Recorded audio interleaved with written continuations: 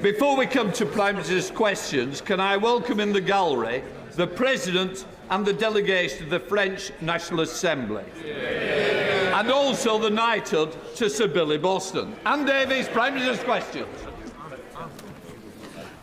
Question 1, please.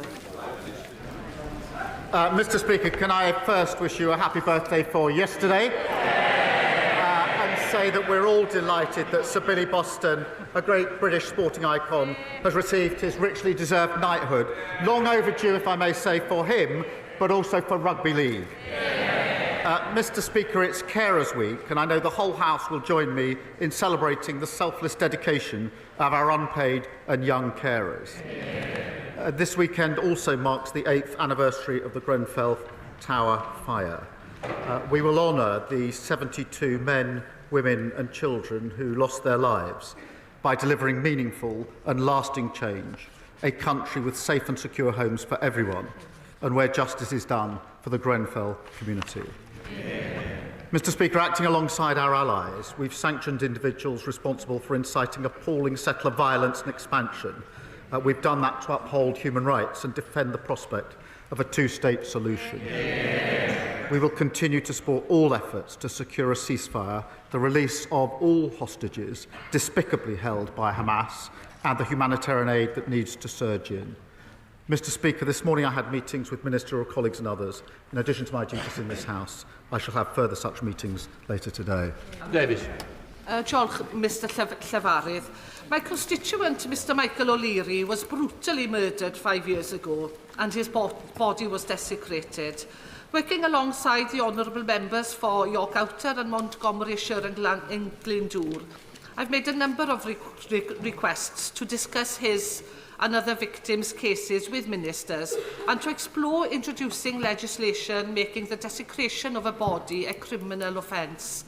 Would the Prime Minister meet with Mr O'Leary's family, along with other victims' families, including April Jones of Machynlleth and Sarah Everard and Helen McCourt, to hear why they are calling for a new criminal offence of desecrating a body to be introduced?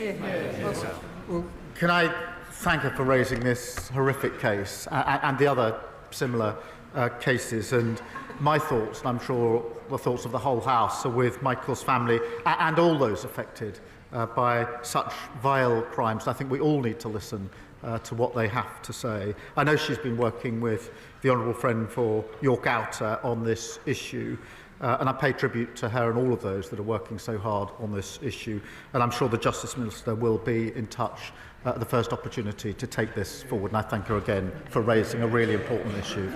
Simon Offer. Thank you, Mr Speaker. Prime Minister, in Gloucestershire, after 14 years, waiting lists for both physical and mental health are finally falling. So last week I hosted a round table with young people and heard how music and arts programmes like the fantastic Gloucestershire Music Works are transforming mental health outcomes. I also chaired a panel on comedy on prescription in South by Southwest with Lou Jackson and Jonathan Pye, utilising laughter to improve well-being and reduce waiting lists. So can I ask the Prime Minister to back our campaign in creative health and urge him to go further in reducing waiting lists for all patients? Thank you. Can I comment? He's got great expertise. He's worked for many years in the NHS as a GP, and I support the work that he's doing. Our plan for change has cut waiting lists, as he points out, by almost 5,000 in his local trust, and we're going further, including through state-of-the-art radiotherapy machines rolled out across the country, Mr Speaker. There's one going into his constituency, more scanners going to 27 other hospital trusts, including 2 hospitals in the constituency of the Leader of the Opposition. All made possible by the decisions that we've made, and I know she'll want to stand up and welcome that. Leader of the Opposition, Kemi Badenoch. Mr Speaker, perhaps the Prime Minister knows something I don't know. There's only one hospital in my constituency.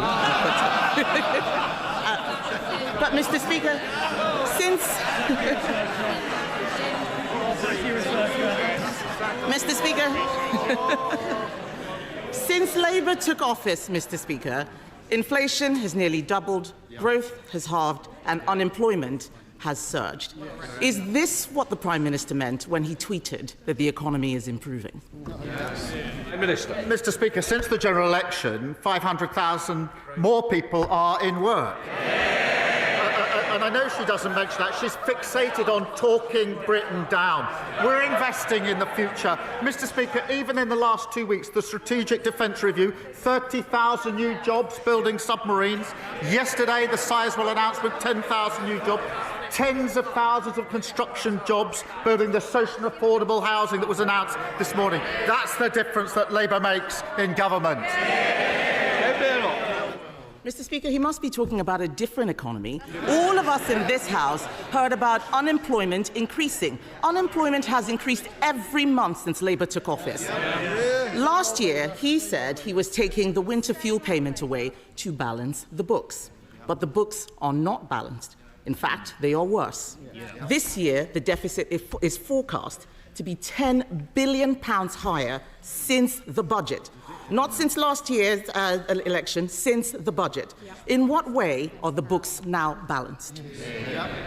Mr. Speaker, she's obviously missed the interest rate cuts, the growth figures for earlier this year, the huge, the Strategic Defence Review, local transport, £15 billion going in, free school meals, Sizewell, social housing. Mr. Speaker, but she stands there to lecture us, and I say Liz Truss is obviously back in vogue, advising reform officially now, haunting the Tories, and I remind her that the Shadow Home Secretary, I think he was then Chief Secretary to the Treasury, he gave the Liz Truss budget, Mr. Speaker, 9.5 out of 10. The Leader of the Opposition said what was wrong with Liz Truss's budget was not necessarily the package, that was all right, it was the way it was sold. They've learned absolutely nothing. Kemi Badenoch. Mr. Speaker, he loves talking about Liz Truss because he loves talking about Liz Truss. Why? Why? Because he wants to hide from his own economic record. He's a coward. He's a coward. Every time he stands up there and talks about Liz Truss, it's because he is scared about talking about his record and what is happening to the economy out there. Let's bring it back to the U-turn which he's running away from. A U-turn on a policy that his MPs went out defending time and time again. Let's go through what's happening here. 1 minute, they said it was right to take the winter fuel payment away, that there might be a run on the pound. The next minute, they said it was right to give it back. This is laughable. He stands there all puffed up and self-righteous. Why can't the Prime Minister just admit that he made a mistake? Mr. Speaker, they left a £22 billion black hole that we had to fill, and that's why we took the right decisions. We've stabilised the economy. That's why we've seen 4 interest rate cuts. The triple lock is committed to on this side. They say it's unsustainable on that side. That's £470 for most pensioners and good Q1 growth. 3 weeks ago, I said that I wanted more pensioners to be eligible for winter fuel. I'm really pleased we set out the threshold and the certainty that is needed. And she says I don't want to talk about my record. What about 3 trade deals, record investment, free school meals, breakfast clubs, social and affordable housing, defence review, Sizewell? We could go on all morning, Mr. Speaker, but we've got the Chancellor who's going to say even more in a minute. Mr. Speaker, I think she at the weekend said that she would be getting better in the role. She could start with apologising for the Liz Truss budget. That would be better. Mr. Speaker, I get better every week. He gets worse. Yes, he gets worse. Last week, Mr. Speaker. If you think that is a good look, it is a very bad look. And think twice before you try to shout somebody down in that way. Mr. Speaker, last week he had to get his lines from the Russian embassy. I think we all know that he is getting worse, and what he does not want to talk about is how he is going to make the economy better. That is what the people out there want to hear, and he's got no answers. His trade deals have unravelled. The Strategic Defence Review, everyone out there is asking where is the money coming from, and the fact is he doesn't know how to balance the books. The Chancellor says the winter fuel payment U-turn won't be funded through higher borrowing. So will the Prime Minister admit that it will be funded by putting everybody's taxes up? Prime Minister. Mr. Speaker, I think she let slip on the Matt Ford programme the other day that she rehearses her fury for PMQs. So a very good rehearsal this morning, I think. Mr. Speaker, she asked what we're doing. At the budget, we put record investment in our NHS and our public service. Record investment. And she comes every week to carp on about national insurance, but she doesn't stand there with the courage of her convictions and say she'll actually reverse it. And the reason she won't, because she won't stand up and say she's against the investment in the NHS. She won't stand up and say she's against the investment in our public services. And we'll all listen very carefully in just 20 minutes when the Chancellor lays out more record investment as to whether they welcome it or whether they say they wouldn't support it. Kemi Badenoch.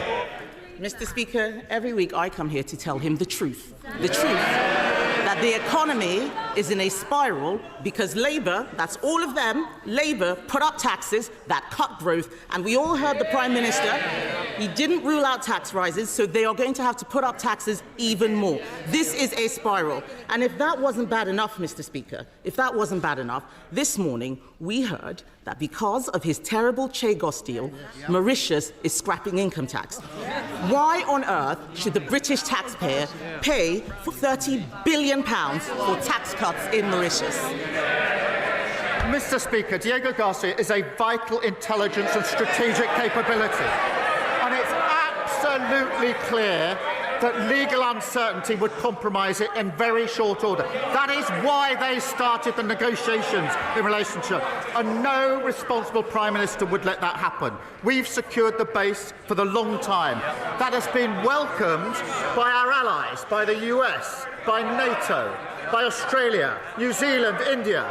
It's been opposed by our adversaries, Russia, China and Iran. And in the second column, we add reform, following Putin, and the Tories following reform. Mr. Speaker, the Prime Minister knows this has nothing to do with national security, but his bad negotiating. I've had the security briefings. It was a bad deal before, and it's still a bad deal. And then in half an hour, the Chancellor is going to stand up and tell us that everything is fine. But the truth is, she has made bad choices. Bad choices that mean higher inflation, bad choices that have led to lower growth, bad choices that have meant that jobs have been lost every single month since Labour came into office.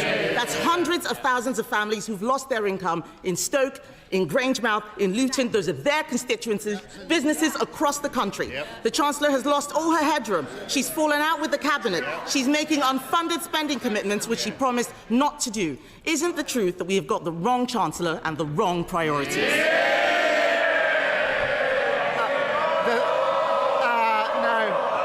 The wrong choice they made was making her Leader of the Opposition. Richard Bergen. Thank you, Mr. Speaker, and belated birthday greetings to you. Mr. Speaker, it's wrong for any Labour government. No Labour government should ever try to balance the books on the backs of disabled people. Yet in just a few weeks' time, that is what the Prime Minister will ask this House to do. Many of us will not be able to go along with that because it will mean that people who need assistance to cut up their food, to wash themselves, to dress themselves and to go to the toilet will lose the PIP they currently get. That's vital support. This week, the Prime Minister changed direction on winter fuel payment. Will he do the same in relation to this and now drop these disability benefit cuts? Mr. Speaker, it's very important we make the changes to our welfare system. It's not working. It needs reform. I think everybody agrees with that. It doesn't work for anyone. We will do so on a principled basis that those who can work should work. Those that want to work should be supported to do so, and that we must protect those with the most severe disabilities who will never be able to work. And we're doing that by ending reassessments and paying a new premium. The Liberal Democrats, Sir Ed Davey. Thank you, Mr. Speaker. Can I join others in wishing you belated happy returns for yesterday? And can I welcome the government's sanctions of ministers in the Netanyahu government, Ben-Gvir and Smotrich? The violence they've incited, the settler violence they've incited against innocent Palestinians on the West Bank is intolerable, and the government were right to act. And as it's Carers Week, Mr. Speaker, can I pay tribute to the millions of unpaid family carers across the country and recognise the challenges that they face. Mr. Speaker, the last Conservative government left our health service on its knees.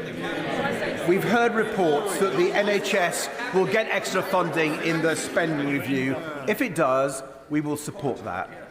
But does the Prime Minister agree that no amount of money for the NHS will solve its crisis unless we also invest to fix care? So without preempting the Chancellor's statement, will the Prime Minister reassure me that both social care and family carers will get the priority they deserve in the spending review? Can I agree with him that the health crisis created by the previous government cannot be solved? They groan. That is exactly how the country feels about the last 14 years and the mess they made of everything. Yes, we do need to fix social care alongside the money that we're putting into the NHS. We're putting record amounts into the NHS. That's the right thing to do, and we're seeing the results. We promised 2 million extra appointments in the first year, of a Labour government. We've delivered 3 million, so there will be that extra funding. I would gently say to him, whilst he welcomes all the extra funding, he can't also at the same time simply say he's against any way of raising the money for the funding. There's an incompatibility there. Sir Ed Davey. Mr. Speaker, the Prime Minister knows you've got a fairer and better way of funding NHS investment, and I regret the fact that he didn't answer my question on care. But, Mr. Speaker, moving on, the Prime Minister is right to increase defence spending, and later we'll hear the difficult choices the Chancellor has had to make, partly to fund that defence expenditure. But there are £25 billion of frozen Russian assets in the UK right now. Billions that could be used to stop Putin's war machine and to boost Britain's defence industry even faster. So at the G7 this weekend, will the Prime Minister try to seek an agreement to seize those frozen Russian state assets and use them to support Ukraine? Well, as he knows, that is an issue that's being considered, but it is complicated, and there are a lot of countervailing factors that need to be carefully balanced in a decision that can be made. We are talking to allies about it, but I don't want to pretend to the House that there's an easy answer on this, because there isn't. Henry Tufton. Thank you, Mr. Speaker. More jobs, cheaper bills. That was our promise on net zero.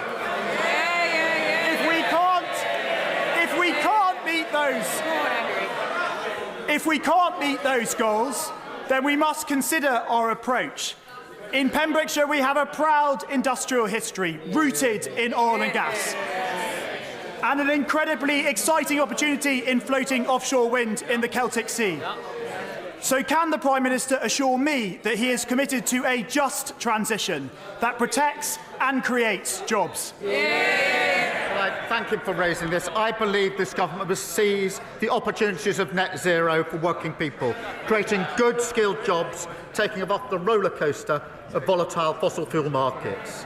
Under past governments, Mr. Speaker, hard-working communities had their pride and their jobs ripped away, and we will never do that in relation to a transition. We've already seen £40 billion of investment in energy and renewables, and the CBI shows that 38,000 jobs in Wales are linked to clean energy. I want to see more of that. Both of them are against it.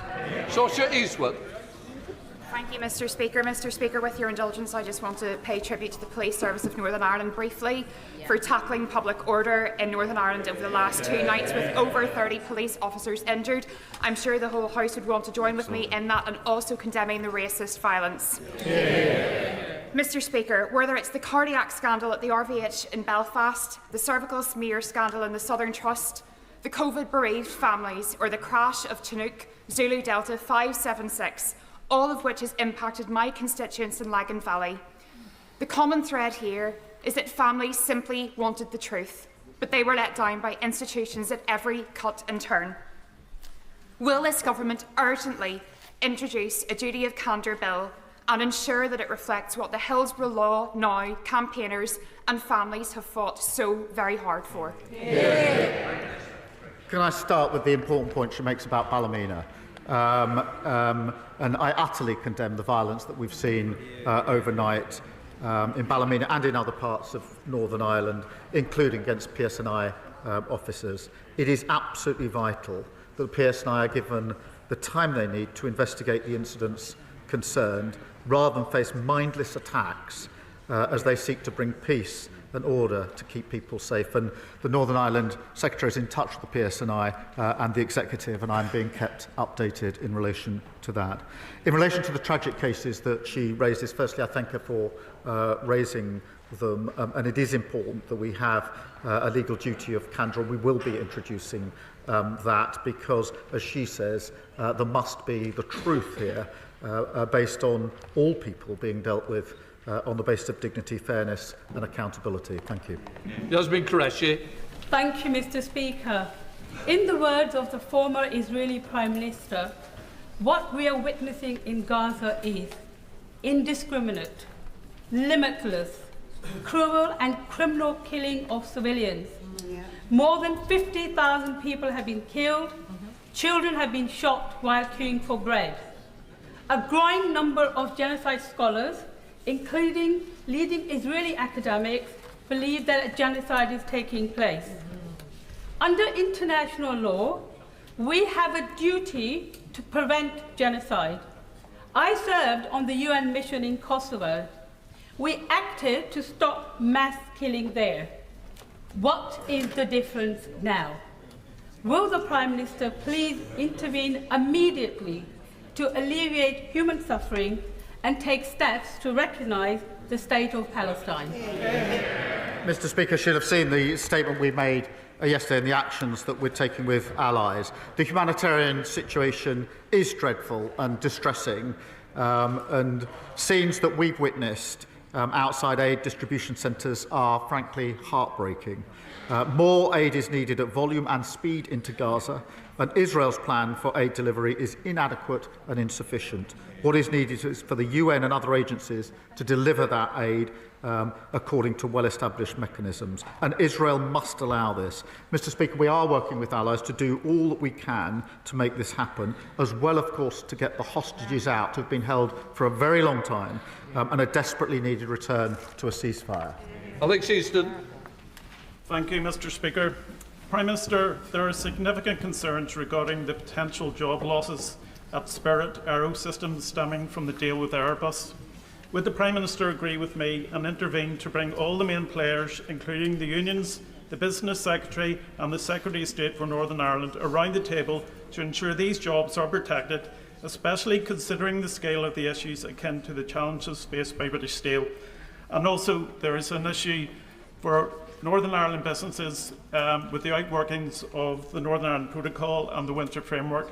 Can the Prime Minister give me reassurances that he's working to resolve all those issues? Well, I'm grateful to him for raising this important case of Spirit Aerosystems in Northern Ireland. I know how important it is for the workforce. I've visited them myself on more than one occasion. Airbus's decision to expand UK operations is good news for the sector and testament to world-class manufacturing expertise, and I want to see those high-skilled jobs protected.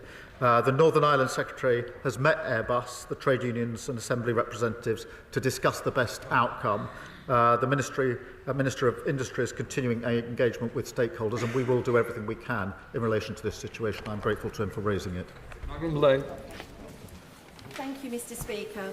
Will the Prime Minister join me in condemning decisions taken by the Transport Minister of the previous government, who turned their back on promises to deliver a new train station at Bean Park, which derailed growth in my constituency of Dagenham and Rainham? And will he also agree that the Grampian condition on the Bean Park development must be honoured and that infrastructure must accompany all developments of scale as we get on with the job of delivering millions of new homes? Well, I know she's been fighting hard for this project for years, and she's right, the previous government failed to deliver. You could say that about anything they touch, Mr. Speaker. But the Rail Minister is working with the Mayor and Housing Minister to get an appropriate solution to unlock housing in the area. Mr. Speaker, we'll also bring C2C back into public ownership, improving reliability and performance and ensuring every penny is focused on better service. I imagine when I said disaster is referring to the last government. Thank you, Mr. Speaker. I've spoken with parents with children with special educational needs and disabilities, but aren't getting the support they need in school. However, if as a result their child is out of school, they're left facing prosecution, fines or even prison time. Punishing parents for the failings of a broken system is outrageous. So will the Prime Minister end this by backing Lord's Amendment 349A to the Children's Wellbeing and School Bill, and will he meet with me to discuss this further? Can I thank you for raising this? The epidemic of absence in our schools is something that really does worry me and concern me. Thanks to the efforts of schools and parents across the country, we've seen over 3 million more days in school this year compared to last, which is really important. But we do know that pupils with special educational needs face more complex barriers in relation to school attendance. Look, we will, of course, look at all amendments in the usual way, but in this instance, I do think we struck the right balance. Chris Webb. Thank you, Mr. Speaker. May I start by congratulating Sir Billy Boston. Billy ended his career playing at Blackpool, and I know this has been a long campaign by the Culture Secretary, the Speaker, the Honourable Member for Makerfield, and many in this House, so congratulations to Sir Billy. 12,000 people, it's been exposed by shelter, are waiting for council housing in Blackpool. This is a damning indictment on the legacy of previous 14 years of the government.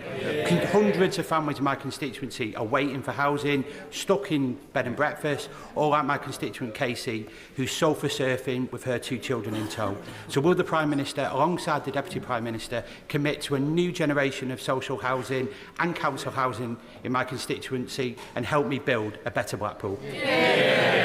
Well, can I join him on his comments about Billy Boston? And I think the whole House will, Mr. Speaker. We are turning the tide on the housing crisis with the biggest investment in social and affordable housing in a generation, Mr. Speaker. The Chancellor investing £39 billion over the next 10 years, almost double what we saw under the last government. And no wonder the National Housing Federation welcomed this as transformative, saying it offers real hope to the thousands who need safe, secure and affordable homes. Sarah Bull. It is National Diabetes Week, and as someone living with type 1, as we both are, Mr. Speaker, we are more than aware of the serious complications of diabetic ketoacidosis, KDA, which, if not caught early enough, could prove fatal. Now, 1/4 of children are diagnosed with type 1 diabetes when in KDA, and that could be avoided with early diagnosis. So will the Prime Minister commit to rolling out a national, universal screening programme, as seen in Italy, for type 1? Can I thank her for championing this really important issue? My late mother had diabetes, and so I know firsthand just what a struggle it can be and how important it is.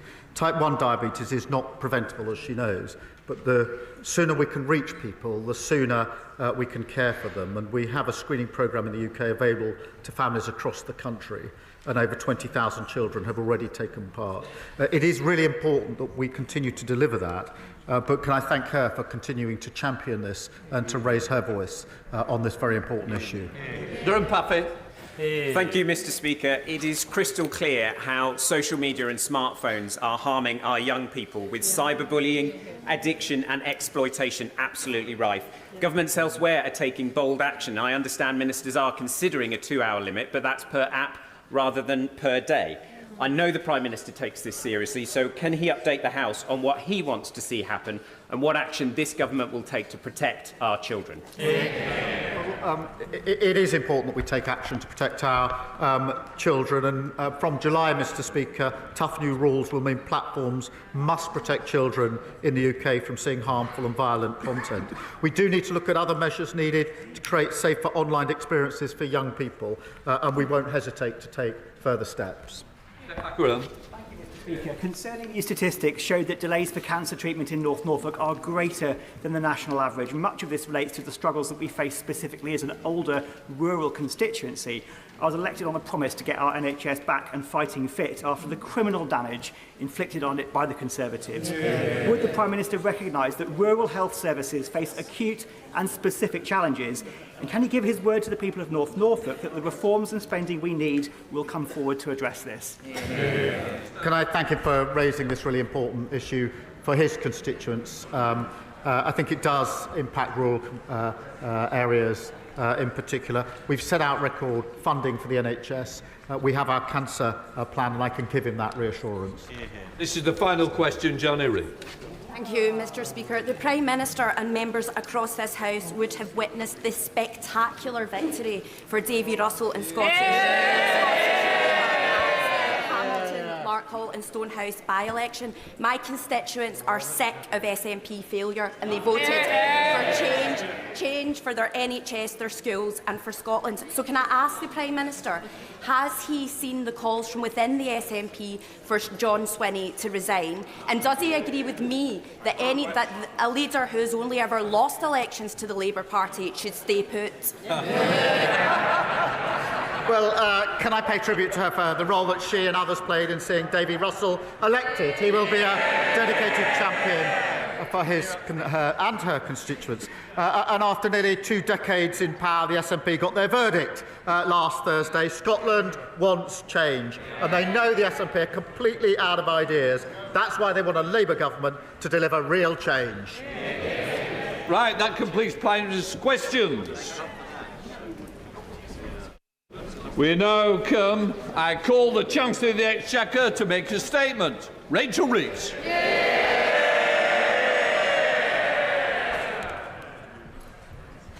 Thank you, Mr Speaker.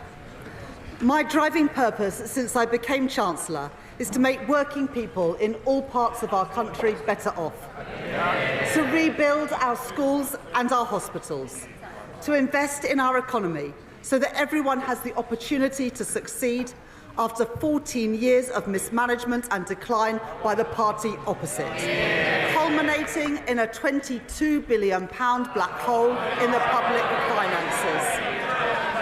That was their legacy, and the first job I faced as Chancellor was to set it right.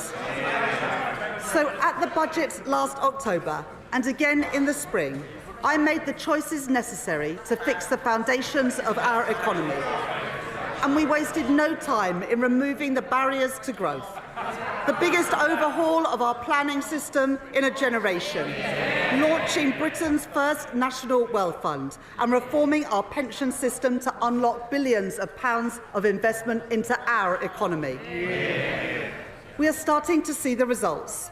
The stability that we have provided has helped support 4 cuts in interest rates, saving hundreds of pounds a year for families with a mortgage. Real wages have grown by more in the first 10 months of this Labour government than they did in the first 10 years of Conservative governments. And the latest figures show that we are the fastest economy growing in the G7. With countries around the world lining up to do business with Britain again, with new trade deals with India, the United States and with the European Union too. We are renewing Britain. But I know that too many people in too many parts of our country are yet to feel it. This government's task, my task as Chancellor, and the purpose of this spending review is to change that, to ensure that renewal is felt in people's everyday lives, in their jobs and on their high streets.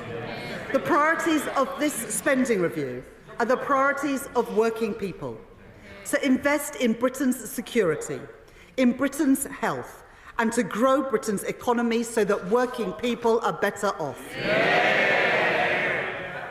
Mr Speaker, today I am allocating the envelope I set out in the spring. I am enormously grateful to my excellent team of officials at the Treasury and to my right honourable friend, the Chief Secretary to the Treasury, for his tireless work throughout this process. Crunching the numbers, looking at the assets and the liabilities. And on that note,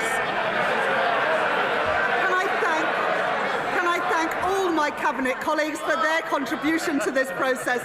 They are all assets to this Labour government. In this spending review, total departmental budgets will grow by 2.3% a year in real terms. Compare that to the Conservative choice of austerity. In contrast to our increase of 2.3%, they cut spending by 2.9% per year in 2010. So let's be clear. Austerity was a destructive choice for the fabric of our society. And it was a destructive choice for our economy too, choking off investment and demand, creating a lost decade for growth, wages and living standards. That is their legacy. My choices are different. My choices are Labour choices. The choices in this spending review that are only possible because of my commitment to economic stability and to the decisions that this government has made. The Conservatives' fiscal rules guaranteed neither stability nor investment, and that is why I changed them. My fiscal rules are non-negotiable, and they are the foundation of stability and of investment. My first rule is for stability, that day-to-day government spending should be paid for through tax receipts. That is the sound economic choice, and it is also the fair choice, because it is not right to expect our children and future generations to pay for the services that we rely on today. This first rule allows me, as I set out in the budget last year, to allocate £190 billion more to the day-to-day running of our public services over the course of this spending review, compared to the plans of the previous government. My second fiscal rule enables me to invest in Britain's economic renewal, while getting public debt down on a downward path. The rule has allowed me to increase public investment by over £100 billion in the autumn and a further £13 billion in the spring. Investment to rebuild our transport networks, to rebuild our defence capability and to rebuild our energy security. In short, to grow our economy. Mr. Speaker, I've made my choices. Tough decisions, yes, for stability. Changing Britain's fiscal rules, yes, for investment. And today, delivering that investment for the renewal of Britain. Now it is a time for the parties opposite to make their choices. The spending plans that I am setting out today are only possible because of the decisions that I took in the autumn to raise taxes and the changes to our fiscal rules. Every one of those changes was opposed by the parties opposite. So today, they can make an honest choice, and they can oppose these spending plans, as they opposed every penny I raised to fund them. Or they can make the same choice as Liz Truss: spend more, borrow more, with no regard for the consequences. And in their clamour to cut taxes for the richest, the Conservatives crashed our economy. They sent mortgage rates spiralling and they put our pensions in peril. I will never take those risks. And reform, well, they're itching to do the same thing all over again. Now, the member for Clacton may be playing the friend of the workers now, but some of us are old enough to remember when he described the disastrous Liz Truss budget as, and I quote, the best Conservative budget since the 1980s. Mr. Speaker, after the damage is done, he still nods along. They have learnt nothing. And his party have been in Parliament for less than a year, and yet they have already racked up £80 billion of unfunded commitments. They are simply not serious. Mr. Speaker, every day it becomes clearer. It is Labour, and only Labour, that has a credible plan for the renewal of Britain. As I said in my spring statement, the world is changing before our eyes. And since the spring, the challenges that we face have become even more acute. The signs of our age of insecurity are everywhere. So we are acting on the promise in our plan to change, building renewal on foundations of national security, border security and economic security. As the Prime Minister said earlier this month, a new era in the threats that we face demands a new era for defence and security. That's why we took the decision to prioritise our defence spending by reducing overseas development aid, so that defence spending will now rise to 2.6% of GDP by April 2027, including the contribution of our intelligence agencies. That uplift provides funding for my right honourable friend, the Defence Secretary, with £11 billion increased in defence spending and a £600 million uplift for our security and intelligence agencies. That investment will deliver not only security, but also renewal. In Aldermaston and Lincoln, in Portsmouth and Filton, on the Clyde and in Rosyth, investment in Scotland, jobs in Scotland, defence for the United Kingdom, opposed by the Scottish National Party, delivered by this Labour government. And as we invest in our armed forces, our military technology and our supply chains, that also brings huge opportunities. £4.5 billion of investment in munitions, made in factories from Glasgow to Glasgow, Stevenage to Radway Green, and over £6 billion to upgrade our nuclear submarine production, supporting thousands of jobs across Barrow, Derby and Sheffield. We will make Britain a defence industrial superpower, with the jobs, the skills and the pride that come with it. A more unstable world presents new challenges at our borders too, where conflict has opened the way for organised criminal gangs. The British people rightly expect us to have control of who comes into our country. The party opposite said that they would take back control. Well, Mr. Speaker, they lost control. With one failed policy after another. No control, no security. In contrast, in the budget last year, I announced £150 million to establish the new Border Security Command. And today, to support the integrity of our borders, I can announce that that funding will increase with up to £280 million more per year by the end of the spending review for our new Border Security Command. Alongside that, we are tackling the asylum backlog. The party opposite left behind a broken system. Billions of pounds of taxpayers' money spent on housing asylum seekers in hotels, leaving people in limbo and shunting the cost of failure onto local communities. We won't let that stand. So I can confirm today that, led by the work of my right honourable friend, the Home Secretary, we will be ending the costly use of hotels to house asylum seekers in this Parliament. Funding that I have provided today, including from the Transformation Fund, will cut the asylum backlog, hear more appeal cases and return people who have no right to be here, saving the taxpayer £1 billion a year.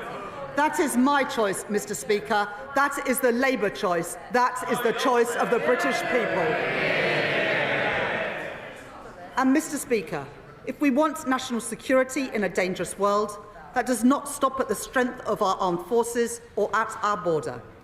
I have long spoken about what I call securonomics, the basic insight that in an age of insecurity, government must step up to provide security for working people and resilience for our national economy. Put simply, where things are made and who makes them matters. Take energy. The Tories neglected our nuclear and renewable sectors and closed our gas storage facilities, leaving us exposed to hikes in energy prices when Russia invaded Ukraine. And it was working people who paid the price for their mistakes. On this side of the House, we understand that energy security is national security. And so, because it is the right choice for bills, the right choice for jobs and the right choice for growth, this government is investing in the biggest rollout of nuclear power for half a century. A £30 billion commitment to our nuclear-powered future. Yesterday, my right honourable friend, the Energy Secretary, and I announced £14 billion for Sizewell C, producing the energy to power 6 million homes, supporting more than 10,000 jobs, including 1,500 apprentices, to build the nuclear workforce of tomorrow. And, Mr. Speaker, that's not all. We are investing over £2.5 billion in a new small modular reactor programme. Our preferred partner is Rolls-Royce, a great British company based in Derby. This investment is just one step towards our ambition for a full fleet of small modular reactors, as well as providing a route for private sector-led advanced modular reactor projects to be deployed across the UK. Alongside these, we are making nuclear-approved land available in Sellafield to attract private investment and create thousands more jobs. And I'd like to thank my honourable friend from Whitehaven and Workington for his work in this area. And to strengthen Britain's position at the forefront of a global race for new nuclear technologies, a cause championed by the Mayor of the East Midlands, Claire Ward, and my honourable friend, the member for Bassett Law, and to support pioneering work taking place in West Burton in Nottinghamshire, we are investing £2.5 billion in nuclear fusion. And to back British industries, pioneering work in carbon capture and storage will take place. Last year, we announced funding for 2 sites, on Merseyside and in Teesside, where we are building the world's first commercial-scale CCUS plant. Today, I can announce support for the Acorn project in Aberdeenshire, supporting Scotland's transition from oil and gas to low-carbon technology, a challenge and an opportunity well understood by the leader of Scottish Labour, Anas Sarwar, and by my right honourable friend, the Scottish Secretary. And we are also backing the Viking project in Humberside, a cause long supported by my honourable friend, the member for Great Grimsby and Cleethorpes. And because I am determined to make sure that the energy technologies of the future are built here and owned here, and that those jobs come to Britain, with spending review decisions means that we can invest in the wholly publicly owned Great British Energy. Great British Energy, headquartered in Scotland. These are investments to make sure the towns and cities which powered the last industrial revolution will play their part in our next industrial revolution, to reduce our reliance on overseas oil and gas and protect working families from price shocks. A new generation of energy industries for a renewed Britain. That is my choice. That is Labour's choice. That is the choice of the British people. Economic security relies on our ability to buy, make and sell more here in Britain. In April, this government faced a choice: to let British Steel in Scunthorpe go under or to intervene. We heard representations from workers. Mr. Speaker, that choice was the choice not of the metal trader, but this Labour government. We heard representations from workers, trade unions, and from my honourable friend, the member for Scunthorpe. My right honourable friend, the Business Secretary, and I were not prepared to tolerate a situation in which Britain's steel capacity was fatally undermined. We were not prepared to see another working-class community lose the pride, lose the prosperity, lose the dignity that industry provides. So we did intervene to save British steel and the jobs that come with it, and I am proud of that decision. And this government will invest in Scunthorpe's long-term future and the future of steelworks across our great country, and in a vote of confidence in our homegrown steel. Heathrow Airport, where we are backing London by backing a third runway, has signed the UK Steel Charter, a multi-billion-pound airport expansion backed by Labour, built with British steel. And as we build our train and tram lines, our military hardware and our new power stations. That will mean orders for steel made in Britain. In Sheffield Forgemasters, where we are investing in nuclear-grade steel, and in Port Talbot, where this spending review confirms the £500 million grant to Tata Steel. A future for British-made steel, and a proud future for Britain's steel communities. Things built to last, built here in Britain. That is my choice. That is Labour's choice. That is the choice of the British people. This Labour government is backing British business. There will be more to come in the weeks ahead with our 10-year infrastructure strategy and our modern industrial strategy too. A plan drawn up in partnership with businesses and trade unions. And when I speak to business people and entrepreneurs about what they need to succeed, they say they need the chance to innovate. They need access to finance. They need a deep pool of talent. We have heard that message, and so today we are taking action. First, innovation, a great British strength. Our universities are world-leading, and we are proud of them. We want our high-tech industries in Britain today to continue to lead the world in the years to come, in car production, in aerospace, and in life sciences. So we are backing our innovators, backing our researchers, and backing our entrepreneurs, with R&D funding rising to a record high of £22 billion per year by the end of the spending review. And because homegrown AI has the potential to solve diverse and daunting challenges, as well as the opportunity for good jobs and investment here in Britain, I am announcing £2 billion to back this government's AI action plan, overseen by my right honourable friend, the Secretary of State for Science and Technology. And second, to champion those small businesses seeking access to finance as they look to grow, I am increasing the financial firepower of the British Business Bank.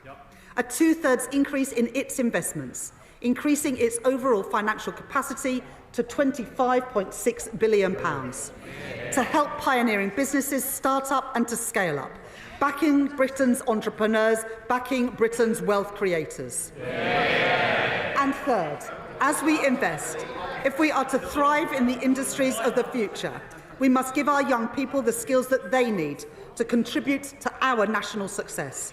As scientists, engineers and designers, as builders, welders and electricians. I know the ambition, the drive and the potential of our young people, and it cannot be right that too often those ambitions and that potential are stifled. When young people who want training find courses are oversubscribed and are turned away at the door, forcing growing businesses eager to recruit to look elsewhere. Potential wasted and enterprise frustrated. So today I am providing record investment for training and upskilling. £1.2 billion a year by the end of the spending review to support over 1 million young people into training and apprenticeships so that their potential, their drive and their ambition is frustrated no longer. And on the subject of skills, Mr. Speaker, we should all recognise the Leader of the Opposition's own commitment to lifelong learning. At the weekend, she promised to learn and to get better on the job. Well, I am sure that members on the benches opposite will be supporting her in that endeavour. Good luck with that. As we build a strong and secure and resilient economy, working people must feel the benefits. That starts with the security of a proper home. Our planning reforms have opened up the opportunity to build. Now we must act to make the most of those opportunities. And a plan to match the scale of the housing crisis must include social housing. Neglected for too many decades, but not by this Labour government. And so, led by my right honourable friend, the Deputy Prime Minister, we are taking action. I am proud to announce the biggest cash injection into social and affordable housing in 50 years. A new affordable homes programme in which I am investing £39 billion over the next decade, direct government funding to support house building, especially for social rent. And I am pleased to report that towns and cities, including Blackpool, Preston, Sheffield and Swindon, have already had plans to bring forward bids to build those homes in their communities. And I have gone further. Mr. Speaker, last autumn, I enabled greater use of financial transactions to support investment in our infrastructure, alongside strict guardrails that ensure that money is spent wisely through our public financial institutions. And so, in line with that commitment, I am providing an additional £10 billion for financial investments, including to be delivered through Homes England, to crowd in private investment and unlock hundreds of thousands more homes. Homes built by a Labour government, homes built for working people. But, Mr. Speaker, it is no good investing in new skills, new jobs and new homes if they are not properly connected. That is why last week, with the support of my right honourable friend, the Transport Secretary, I announced £15 billion of investment to connect our cities and our towns, the biggest ever investment of its kind. Investments in buses in Rochdale, train stations in Merseyside and Middlesbrough, mass transit in West Yorkshire, and metro extensions in Birmingham, in Tyne Wear and in Stockport. And alongside that, we are backing Doncaster Airport. Today, I am announcing a 4-year settlement for Transport for London to provide certainty and stability for our largest local transport network to plan for the future. And for other regions in the UK, I am today providing for a 4-fold increase in local transport grants by the end of this Parliament to make the improvements put off for far too long, to improve the journeys that people make every day. And to unlock the potential of all parts of Britain, we are going further, investing in major rail projects to connect our towns and cities. In October, I announced funding for the Transpennine route upgrade, the backbone of rail travel in the north, linking York and Leeds and Manchester, with a quarter of that route expected to be electrified by this summer. I know the commitment of my honourable friends, the members for Huddersfield, York Outer and Colne Valley to this issue. And today I can announce a further £3.5 billion of investment for that route. But my ambition and the ambition of people across the north is greater still.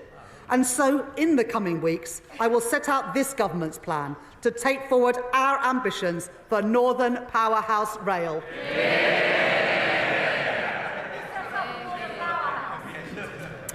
I have also heard the representations of my honourable friends, the members for Milton Keynes North, Milton Keynes Central and Buckingham and Bletchley. And I can tell the House today to connect Oxford and Cambridge and to back Milton Keynes' leading tech sector, I am providing a further £2.5 billion for the continued delivery of East-West Rail. And on a matter I know is of great importance to my honourable friends, the members for Lichfield, Birmingham Northfield and Birmingham Erdington, I can announce today that I am providing funding for the Midlands Rail Hub, the region's biggest and most ambitious rail improvement scheme for generations, strengthening connections from Birmingham across the West Midlands and into Wales too. Mr. Speaker, for 14 years, the Conservatives failed the people of Wales. Those days are over. Following representations from my right honourable friend, the Welsh Secretary, the First Minister for Wales and Welsh Labour MPs, I am pleased to announce today £445 million for railways in Wales over 10 years, including new funding for Padeswood Sidings and Cardiff West Junction. That, Mr. Speaker, is the difference made by two Labour governments working together to undo a generation of underfunding and neglect. This government takes seriously its commitment to investment, jobs and growth in every part of the UK. And I have heard the concerns of my honourable friends, the members for Mid Cheshire and Rosendale and Darwen, and the Mayor of Liverpool City Region, Steve Rotherham, that past governments have underinvested in towns and cities outside of London and the South East. And they are right. So I am today publishing the conclusion of the review of the Treasury's Green Book, the government's manual for assessing value for money. Our new Green Book will support place-based business cases and make sure no region has Treasury guidance wielded against them. I said we would do things differently. I said we wanted growth in all parts of Britain, and Mr. Speaker, I meant it. Backing our nations and regions means backing our devolved governments. And this spending review provides the largest settlement in real terms since devolution was introduced, with £52 billion for Scotland, £20 billion for Northern Ireland by the end of the spending review, and £23 billion for Wales. And having heard representations from many Welsh Labour colleagues, and because I know the obligation we owe to our industrial communities, I'm providing a multi-year settlement of £118 million to keep coal tips safe in Wales. Mr. Speaker, I know the pride that people feel in their communities. I see it everywhere I go. But I also know that for too many people, there is a sense that something has been lost, as high streets have declined, as community spaces have closed, as jobs and opportunities have gone elsewhere. The renewal of Britain must be felt everywhere. Today, I'm pleased to announce additional funding to support up to 350 communities, especially those in the most deprived areas. Funding to improve parks, youth facilities, swimming pools and libraries. Supporting councils' fight back against graffiti and fly tipping, including in Blackpool South, in Stockport, in Stoke Central, in Swindon North, and in Newcastle upon Tyne East and Wallsend. And there's more. Job creation and community assets are vital to our growth mission. But too often, regeneration projects are held back, gathering dust in bureaucratic limbo. We are changing that. We will establish a growth mission fund to expedite local projects that are important for growth. Projects like Southport Pier, an iconic symbol of coastal heritage which has stood empty since 2022. Kilcody's seafront and High Street, where investment would create jobs and new business opportunities. And plans for Peterborough's new sports quarter to drive activity and community cohesion. Because people deserve a government which shares their ambition for their communities. To deliver renewal, to deliver growth, to deliver opportunity. And that is what you get with a Labour government. If people are to feel pride in their community, enjoy their public spaces and spend time on their high streets, they must feel safe when they do so. Safe in the knowledge that when people break the law, they feel the full force of the law. But the party opposite left our prisons overflowing and on the brink of collapse. And they left it to us to deal with the consequences. We are taking the necessary action. So with my right honourable friend, the Justice Secretary, we have announced that we are investing £7 billion to fund 14,000 new prison places and putting up to £700 million per year into reform of the probation system too. Today, I will do more. I am increasing police spending power by an average 2.3% per year in real terms over the spending review period. To protect our people, our homes and our streets. That is more than £2 billion, supporting us to meet our plan for change commitment of putting 13,000 additional police officers, PCSOs and special constables into neighbour policing roles across England and Wales. And as well as every place, I am determined that every family feels the benefits of Britain's renewal. Falling interest rates, supported by our commitment to economic stability, are already saving many families hundreds of pounds a month on their mortgage. I have accepted pay review body recommendations for pay in our armed forces, for our nurses, our teachers and our prison officers, giving public sector workers the fair pay rises that they deserve. And in autumn, I increased the national living wage, a pay rise for around 3 million hard-working people. And this government is doing more. We're banning exploitative zero-hour contracts. We're strengthening statutory sick pay and ending the injustice of unscrupulous fire and rehire practices. Those are my choices. Those are Labour choices. Mr. Speaker, I know that for many people, the cost of living remains a constant challenge, which is why we are capping the cost of school uniforms. And I can tell the House today that I am extending the £3 bus fare cap until at least March 2027. Earlier this week, we announced that over three-quarters of pensioners will receive the winter fuel payment this year. And there is more. To get bills down, not just this winter, but in winters to come, we have expanded the Warm Homes Plan to support thousands more of the UK's poorest households, including providing £7 million to homes in Bradford, £11 million to homes in Rugby, and £30 million to homes in Blackpool. And today I can announce that I will deliver in full our manifesto commitment to upgrade millions of homes, saving families and pensioners across the country up to £600 each and every year off their bills.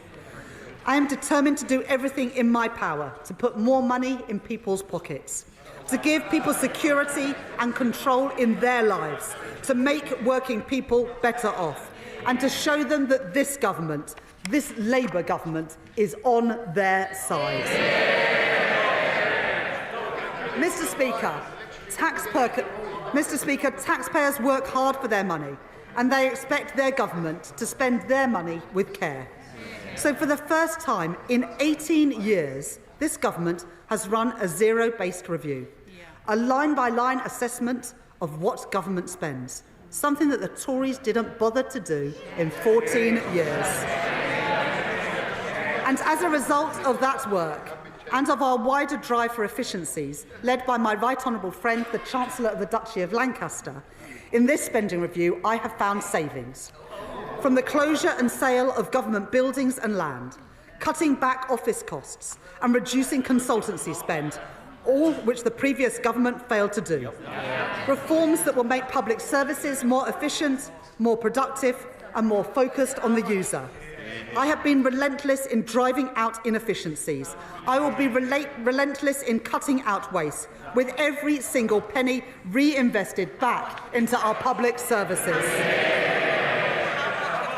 Mr. Speaker, I joined the Labour Party almost 30 years ago because I knew that the Conservative Party, when I grew up, didn't care much about schools like mine or the kids I grew up with. I joined because I believe that every young person should have the equal chance to succeed, no matter where they come from, no matter what their parents do. I believe that just as strongly today as I did then. That is why at the budget last autumn, I ended the tax loophole which exempted private schools from VAT and business rates.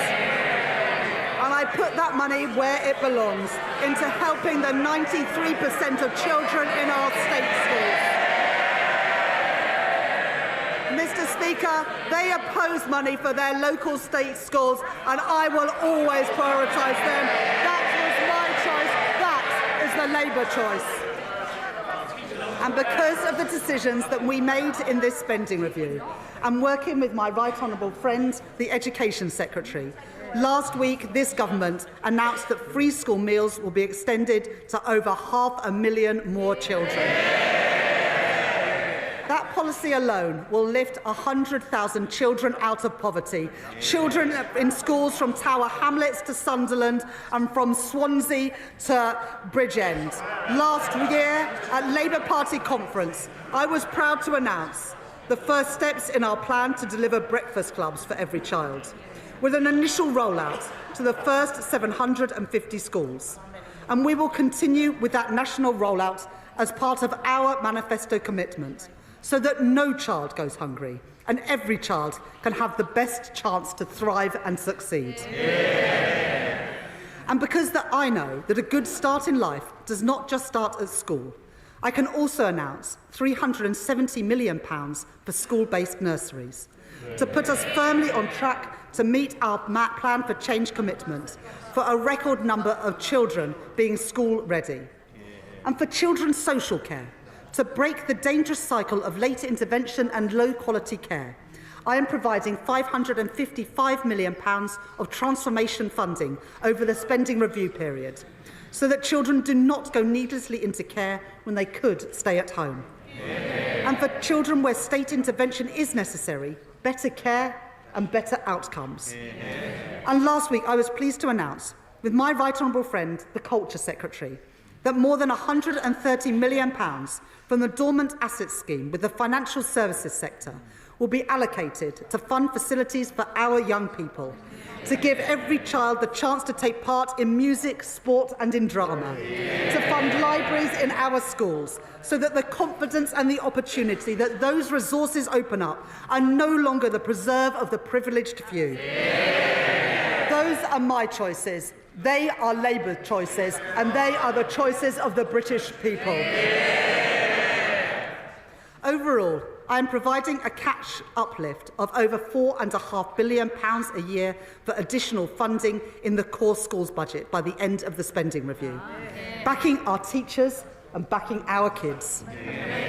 Mr. Speaker, people who went to ordinary comprehensives in the 80s and 90s are all too familiar with the experience of being taught in temporary classrooms. And the previous Conservative government oversaw another generation of kids herded into cold and damp buildings as school roofs literally crumbled. It wasn't acceptable when I was at school, and it isn't acceptable now. So I am providing investment rising to nearly £2.3 billion per year to fix our crumbling classrooms.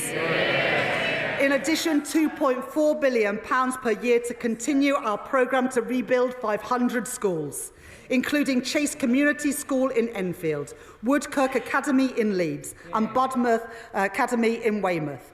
Investing in our young people, investing in Britain's future, investing in opportunity for all. That is Labour's choice. Finally, Mr. Speaker, let me turn to the... I knew the chair... Let me turn to our National Health Service. It's our most treasured public service. People rightly expect an NHS that is there when they need it, an ambulance that comes when they call one, a GP appointment available when they need one, a scan that is performed when they are referred for one. I am hugely grateful to our nurses, our doctors, our paramedics and other healthcare professionals for everything that they do. If we want a strong economy where working people can fulfil their potential, then we must have a strong NHS. Not as the Reform Party have called for, an insurance-based system. We believe in a publicly funded National Health Service free at the point of use. Now, perhaps the member for Clacton should spend some more time focusing on the priorities of the British people and less time in the Westminster Arms. Although, Mr. Speaker, after this week, perhaps the Two Chairman pub might be a better fit.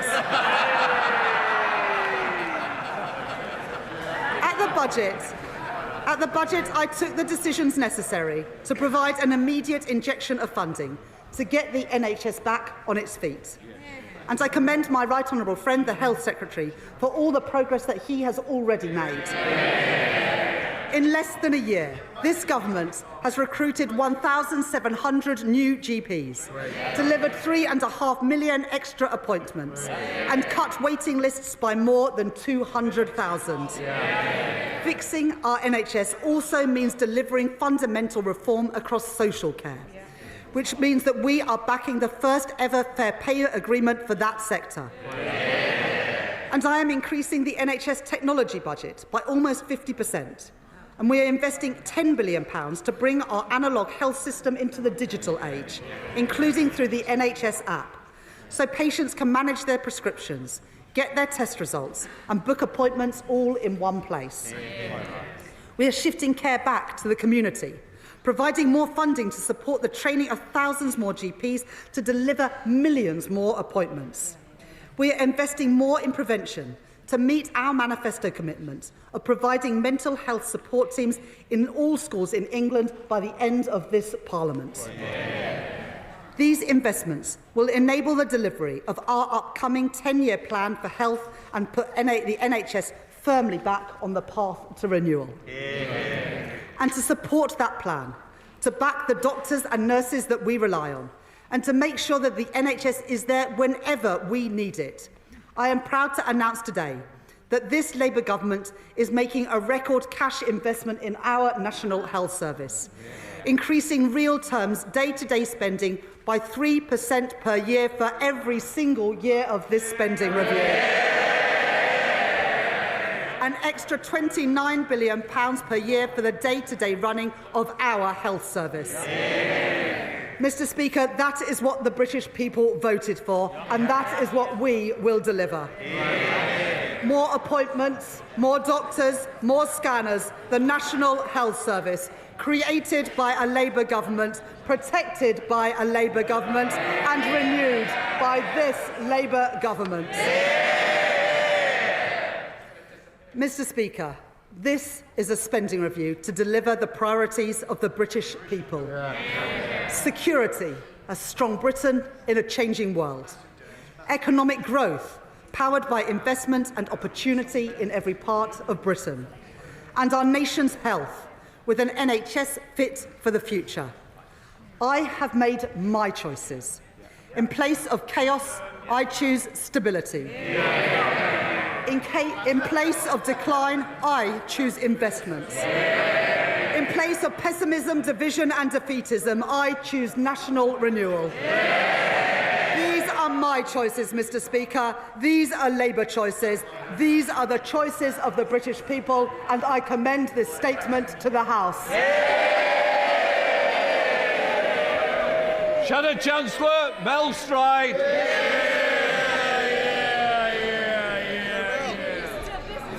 Mr. Speaker, this spending review is not worth the paper that it is written on. Because the Chancellor has completely lost control. This is the spend now, tax later review. Because the Right Honourable Lady knows she will need to come back here in the autumn with yet more taxes. And a cruel summer of speculation awaits.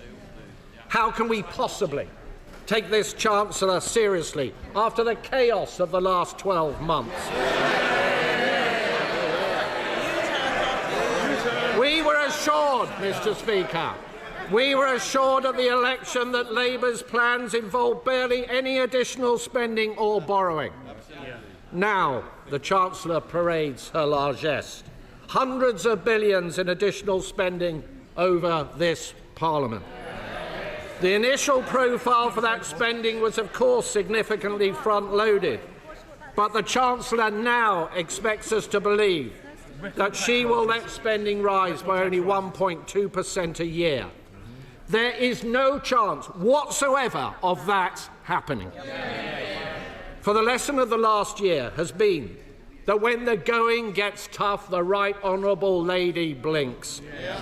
She presented herself as the Iron Chancellor, but what we have seen is the tin-foil Chancellor. Flimsy and ready to fold in the face of the slightest pressure. She said she would not fiddle her fiscal rules. Then she did. She said she wouldn't make any unfunded commitments, but with the humiliation of the winter fuel U-turn, she just has. She looked business leaders in the eye and said no more taxes. But we all know what happened next, and we all know what is coming in the autumn. Her own backbenchers, her cabinet colleagues, Labour's trade union paymasters, even the Prime Minister himself, they have all seen that she is weak, weak, weak. And they can smell the blood. They will be back for more, Mr. Speaker, and they will get it. These spending plans are a fantasy. And it's not the truth, Mr. Speaker, that the Chancellor has to maintain this fiction because she has left herself no room for manoeuvre. She is constantly teetering on the edge of blowing her fiscal rules, which she already changed to allow even more borrowing. And the only way she can claim to be meeting her rules is by pretending that she can control spending over the coming years. But, Mr. Speaker, let's look at the record so far. Borrowing in the last financial year came out $11 billion above even the OBR's March forecasts, and 70% higher than the plans that she inherited from this side of the House. Tax up, borrowing up. But for someone so keen on borrowing, Mr. Speaker, the Chancellor seems strangely reticent to even use the word. Indeed, ministers bizarrely tell us that it is Labour's fiscal rules themselves that have, quote, generated investment. The reality is a little more straightforward. They have loosened the fiscal rules so they can borrow more. Borrow and borrow and borrow, allowing the national debt to continue to rise higher every single year, while ministers pretend that it is not. An eye-watering £200 billion of additional borrowing in this Parliament compared to the plans set out in the last Conservative budget, with £80 billion more to be spent on debt interest alone. In fact, if she had retained our fiscal rules, as she said, they may laugh, Mr. Speaker. If she had retained our fiscal rules, as she said she would before the election, the OBR have confirmed that she would be breaking them right now. Mr. Speaker, our country is now vulnerable to even the smallest changes in the bond markets. Should we face a sudden external shock, we have no fiscal firepower left with which to respond, all thanks to the Right Honourable Lady's choices. So can I ask the Chancellor, will she be open about what she has done? Will she admit that she has made a conscious choice to borrow more and to accept higher debts? Does she accept this means interest rates and mortgages will be higher than they would otherwise have been, as the OBR themselves have said? And given she continues to claim that she has brought stability to the public finances, can I ask her what on earth her definition of stability is? And, Mr. Speaker, the Chancellor must be delighted that she does not have to face a new OBR forecast today. Because if she did, she would have to set out how she will fund her humiliating U-turn on winter fuel payments, having already blown the savings and buying off her trade union paymasters last year. She said this week there was, and I quote, she said, still work to do to ensure that the sums add up.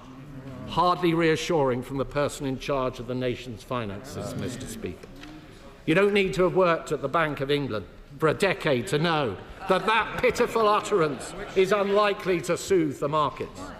So can the Chancellor confirm categorically that there will be no additional borrowing to pay for this chaotic reversal? And if this is the case, can she explain how on earth it can be paid for without raising taxes?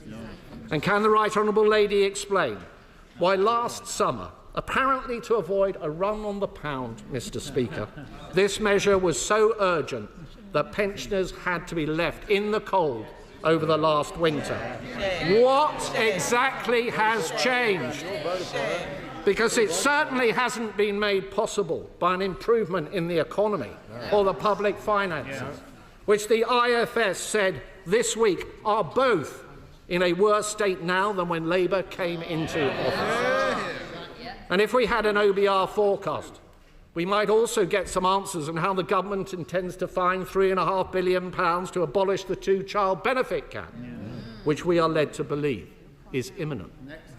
Another addition to the ballooning welfare bill, another expensive surrender to the Labour left. And we would certainly get the OBR's assessment of the economic outlook following the tariffs. Changes the Right Honourable Lady knew full well were coming. Meanwhile, her deluge of taxes and regulations has left business confidence at record lows, costing people their livelihoods. Only yesterday, Mr. Speaker, we saw the latest evidence of that. Figures for last month show the number of people on payrolls fell by more than 100,000, after already falling by 55,000 in April. Unemployment is up by more than 10% since Labour came to office. The Right Honourable Lady may trumpet extra spending today, but is not the simple truth that she has trashed the economy and left no contingency in the face of a highly volatile global outlook. It's not the reality, Mr. Speaker, that the Chancellor knows she will have to come back in the autumn with more tax rises to fund these plans. Or can she assure us right now that this is not the case? Yes or no? We know that the Deputy Prime Minister has helpfully provided her with an entire brochure of tax rises that she will no doubt be perusing over the summer. The Corbynist catalogue, Mr. Speaker. And can the Chancellor confirm, as promised, can she confirm as promised, that the income tax thresholds will not be frozen at the budget, a move she herself said would hurt working people?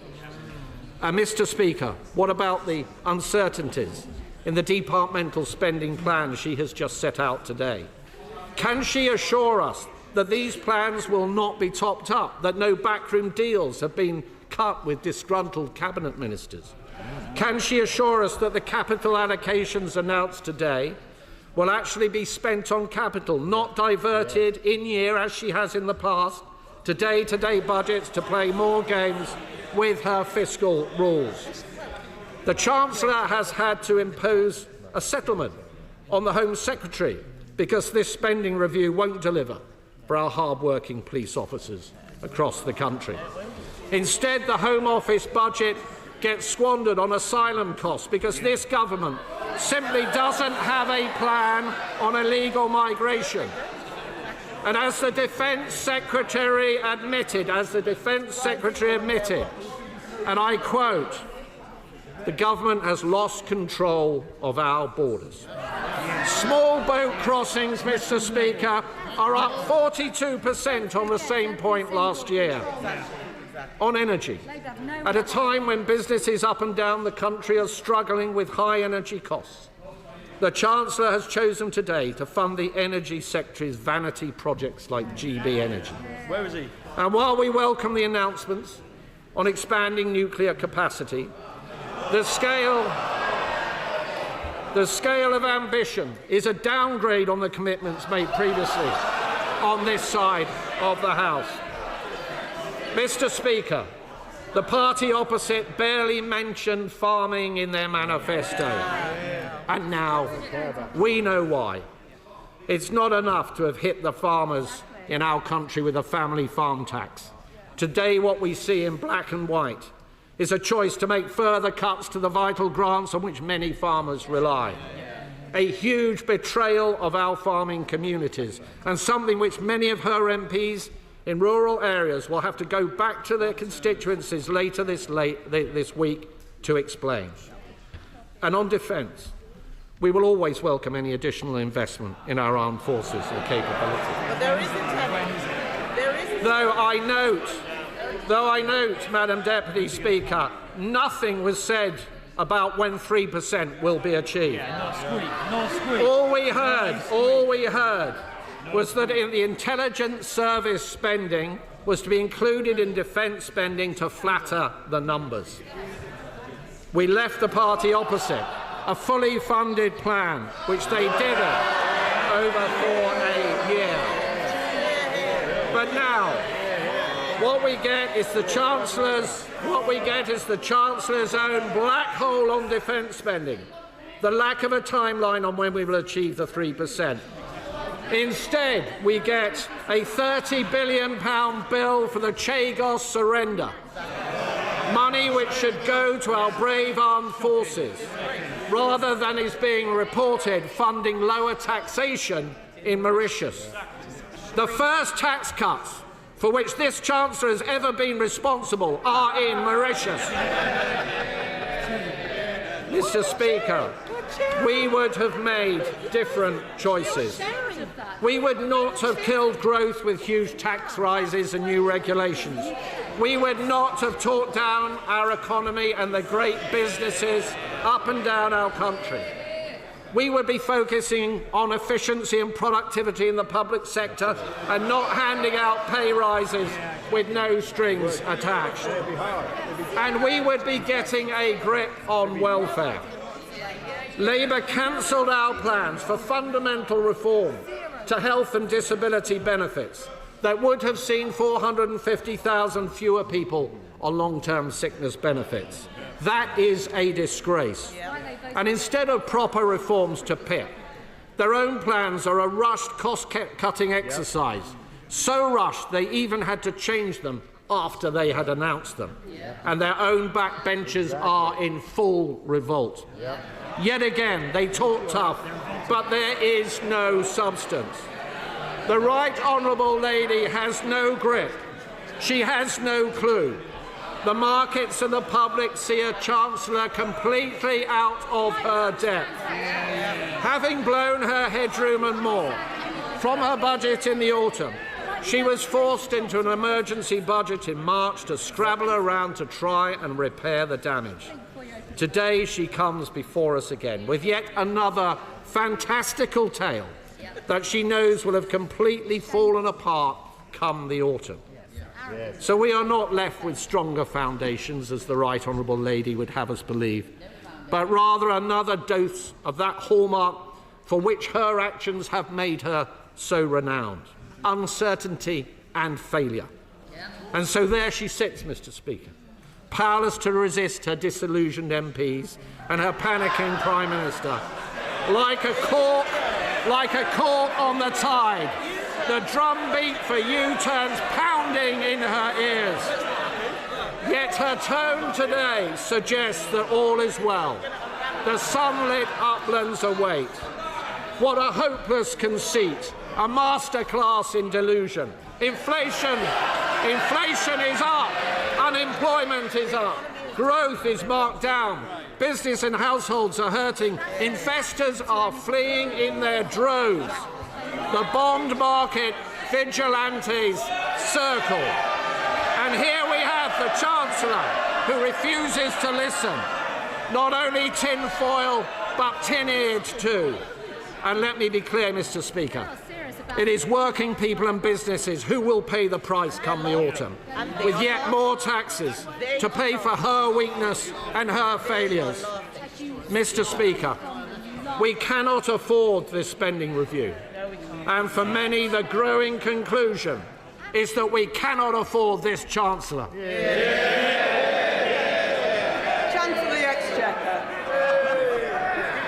I will address the Shadow Chancellor's specific points in a moment, but I want to start by acknowledging the progress he has made. After all, Madam Deputy Speaker, it's been quite a week for him. Last Thursday, he gave a speech saying it will take time for his party to win back trust on the economy. And today he showed us how far he and his party have to go to be able to achieve that. Now, I want to give him some credit for last week's analysis. He said that the Conservative Party was seen to have failed. He's right.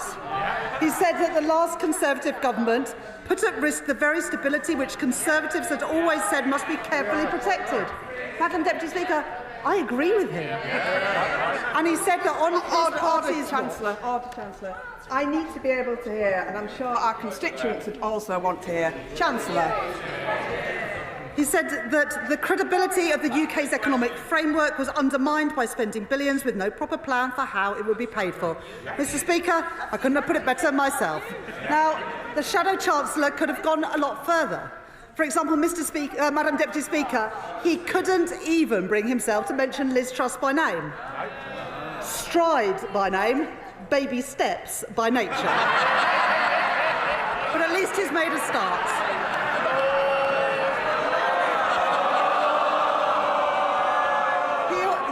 also spoke about, and I quote, the death of what we might call the age of thoughtfulness. And speaking of the death of thoughtfulness, let me now turn to his response to the spending review. Now, the Shadow Chancellor welcomed our nuclear investment of £30 billion, but he said it's not enough. He welcomed our defence investment of £11 billion, but he said it was not enough.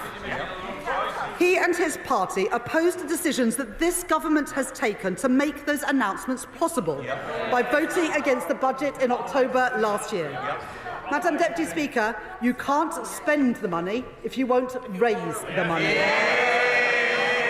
Now that's a lesson from Liz Truss that he has already forgotten.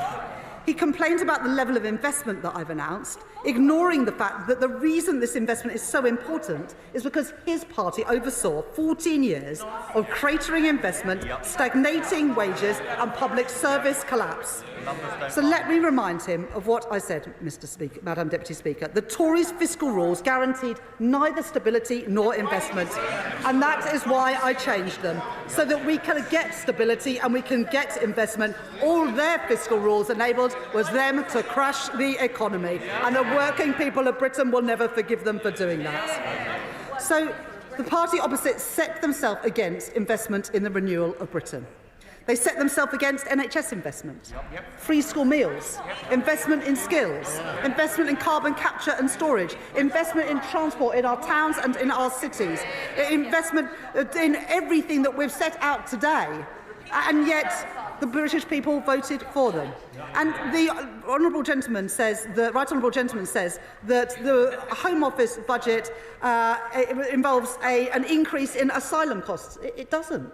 Asylum costs are coming down under this Labour government because we are deporting more people and getting them out of hotels. He says that we're cutting police spending, we're increasing it by 2.3% in real terms a year. And, Madam Deputy Speaker, we've had no apology. No apology for the damage that they did to our economy or to our public services. In the last 11 months, interest rates have been cut 4 times. GDP was the fastest growing of all G7 economies in the first quarter of this year. Business confidence is rising. 500,000 more people are in work. Record investment has been made in Britain. Real wages have increased more in 10 months than they did in 10 years of the Conservative government. The national living wage has increased, giving 3 million working people a pay rise. And we've done all of this without increasing taxes on working people. Those are the choices that we have made. That is the difference that we are making. And in the spending review today, we set out the spending that we announced in the budget last year and in the spring statement. Not a penny more, not a penny less. I said in the budget and in the spring statement that public services must now live within the means that we have set, and we have achieved that. There will be a budget later this year, and in that budget we will set out in the round all of the fiscal plans. But we have already drawn a line under the Tory mismanagement with tax rises last year, and we will never have to repeat a budget like that again, because we will never have to clean up after the mess that the party opposite made again. Now, the reason that this Labour government has spent its first year fixing the foundations of our economy and stabilising our public finances is because it is what we had to do. The government of which the Shadow Chancellor was a part of left an unenviable legacy, which is why his party is, in his own words, in a difficult place. Now, we've made our choices. Removing barriers to growth, barriers untouched by the party when they were in office for 14 years.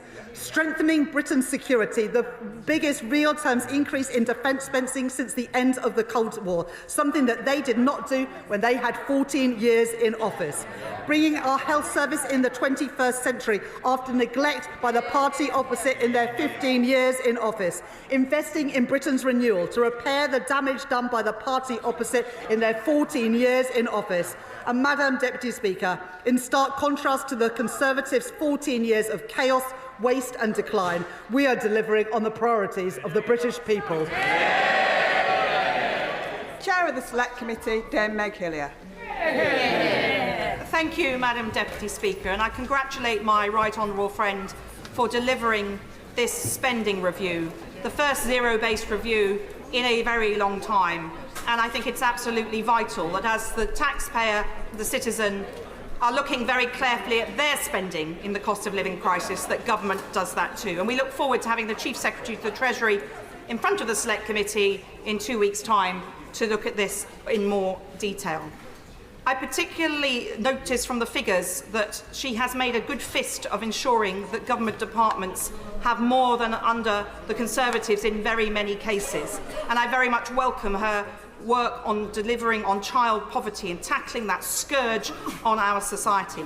I do note, however, in the brief glimpse I've had at the figures, that for the Department of Housing, Communities and Local Government, there is a smaller increase than there would have been, and there is this £39 billion over a decade for affordable social housing. Those children living in poverty also have the poverty of situation in many cases. So could she expand on how she's going to see that money, with her, the Deputy Prime Minister, delivered to provide that social housing that so many of those children in poverty desperately need? Chancellor. I thank my right honourable friend for that question, and I appreciate her welcoming the breakfast clubs, the free school meals, also the capping in school uniform costs to help families living in poverty, and the free school meals, as my honourable friend knows, will lift 100,000 children out of poverty. She mentions the social affordable homes grant. The affordable homes grant is going to have its biggest ever increase, and we've set that budget for 10 years to give certainty to the sector so they understand what is available. And in addition, we have set out some social rent changes to give certainty to the sector to invest for the future. Liberal Democrat spokesperson Daisy Cooper. Thank you, Madam Deputy Speaker. It's been almost a year since Labour swept to power with the promise of change, but we are still not seeing the scale of ambition needed to turn the country around. We welcome the announcement of investment in the NHS, but on its own, it won't work unless the government invests in social care too. We welcome the investment in infrastructure, but on its own, it won't work unless the government invests in skilling up the workforce we need to build it. And cutting billions from departmental budgets in real terms seems unnecessary when the government could instead go for growth and get a much deeper trading relationship with Europe, a move which could raise an extra £25 billion per year for the public purse. For as long as the government fails to truly tackle the red tape and trading barriers blocking British businesses, the government's grip on economic growth is more akin to a handbrake than an accelerator. Madam Deputy Speaker, the last Conservative government left our NHS on its knees.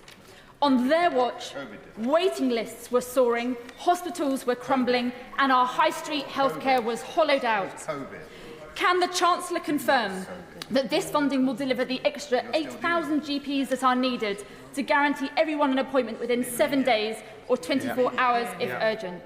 Can the Chancellor confirm that this funding will bring dentists back into the NHS and put an end to dental deserts?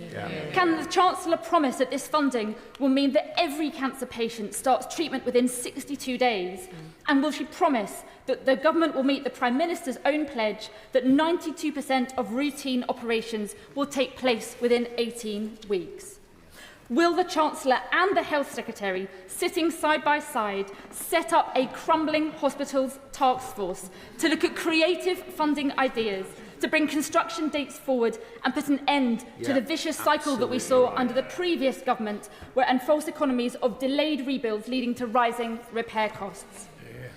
And then, of course, Madam Deputy Speaker, there is the elephant in the NHS waiting room: the crisis in our social care services. The Chancellor knows. The Health and Social Care Secretary knows. This whole Parliament knows that today's investment in the NHS will be like pouring water into a leaky bucket if hospitals cannot discharge patients who are well enough to leave because there aren't the care workers to help them recover at home. Absolutely right. This fair pay agreement that the Chancellor talks about, of course, is welcome, but it is barely a baby step, and it is nowhere near enough to bring back social care from the brink. At a bare minimum, we need a higher minimum wage for our care workers to stop the sector hemorrhaging care workers to other sectors. So when will the Chancellor finally recognise that we will never fix the NHS if we don't fix social care too? And will the Government finally act with urgency and commit to concluding the social care review by the end of this year, not in 3 years' time? On housing, we warmly welcome the Government's investment in social homes. Will the Government now commit to the Liberal Democrats' target of building 150,000 social homes every single year? Madam Deputy Speaker, other public services are crying out for investment too. Our communities need proper neighbourhood policing to feel safe. Our farmers need fair support payments to keep food on our tables. And people of all ages deserve access to training and skills to build their future and to help power our economy forward. That's why it's so disappointing that the Chancellor has today made things so difficult for some of our public services, cutting unprotected budgets by billions. Yes, we know she was faced with the fallout from the most reckless and the most out-of-touch Conservative government in recent memory. But being responsible is not just about taking tough decisions. It's about having the moral courage to make the right ones. Yet this government seems determined not to adopt the one policy that could put rocket boosters on our economy and raise billions for our public services. A proper trade deal with Europe. A new bespoke customs union with the EU could boost our GDP by more than 2.2%, securing additional revenue to the tune of £25 billion a year, a huge boost to businesses and to our struggling public services too. If the Chancellor can U-turn on the winter fuel payment, thanks to a skinny EU trade pact worth just 0.2% in extra GDP, just imagine how many more U-turns she could perform with a proper trade deal worth 10 times as much. Madam Deputy Speaker, we Liberal Democrats strongly support the allocation of 2.5% of GDP on defence, but we want to see ministers go further and faster to bolster our national security in today's uncertain world. Will the Chancellor agree to cross-party talks in which we can work together to set a pathway to 3% of GDP well ahead of 2034? Will the Government use some of today's investment to reverse the Conservatives' irresponsible 10,000 troop cut? And will the Chancellor make sure that investing in our national security becomes a lever for economic growth, putting a much greater emphasis on British steel producers and SMEs as we scale up our defences? And will the Chancellor ensure that British start-ups can use defence innovation for the public good? Before I conclude, Madam Deputy Speaker, I must thank the Chancellor for finally completing the world's slowest U-turn on the unfair winter fuel payments cut. Now that the Chancellor has U-turned, will she do the right thing and backdate the payment for all those who lost out on support this past winter, but who would now be eligible under the new rules? And now the Chancellor has U-turned once, will she make it a hat-trick and also change course on PIP and carers allowance cuts as well? Perhaps the Chancellor might even look again at the growth-crushing jobs tax and other changes affecting our high streets, small businesses and family businesses, and instead look at the fairer ways of raising revenue that we Liberal Democrats have set out time and time again, raising the same amount of revenue from the big banks, the social media giants and the online gambling companies to start paying their fair share of tax. Madam Deputy Speaker, after years of chaos and incompetence under the last Conservative government, this was a unique opportunity to draw a line under the social care crisis, squeezed budgets and sluggish economic growth. So I strongly urge the Chancellor, will she ignore those who talk down Britain's economic potential? Will she rip up the red tape holding British businesses back? And will she strike a properly ambitious trade deal with Europe that will turbocharge our economy and bring in the billions to rebuild our public services? The government says its #1 mission is growth. This would be the way to deliver it. Chancellor. Thank you very much, Madam Deputy Speaker, and I thank the Honourable Lady for her comments. I know she hasn't had a chance to look at the figures yet, but it's not right to say that there are real terms cuts to public services. Public service spending is increasing by 2.3% a year on average over the course of the spending review. If we start on investment in the NHS and in social care, we've already delivered, as I set out in my speech, 1,500 more GPs. We've put £26 billion already in the first phase of the spending review into the NHS. I just note that compares to the £8 billion of money you said you were going to, the Liberal Democrats said they were going to put into the NHS in their manifesto. We've already put £26 billion in, and we've put more money in today in every year of this Parliament. The new hospital programme is being rolled out, and the Health Secretary met, I think, just last week with members of Parliament who are having hospital improvements in their local communities, including with many Liberal Democrat MPs. So she should be aware that we are making improvements to the fabric of our hospitals, as well as investing in technology and scanners, etc., to improve productivity in our health service. With regards to social care, we are, as the Honourable Lady knows, we are introducing the fair pay agreement in social care. That's something that the Health Secretary and my right honourable friend, the Deputy Prime Minister, are very much committed to.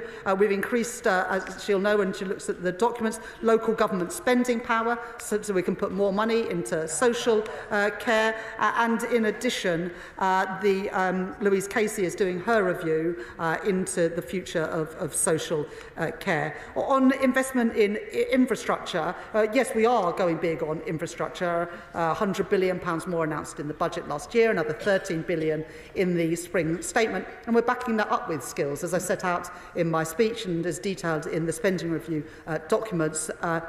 Biggest ever investment in young people's skills so that they can access the new jobs that are being created in defence, in house building, in other infrastructure too.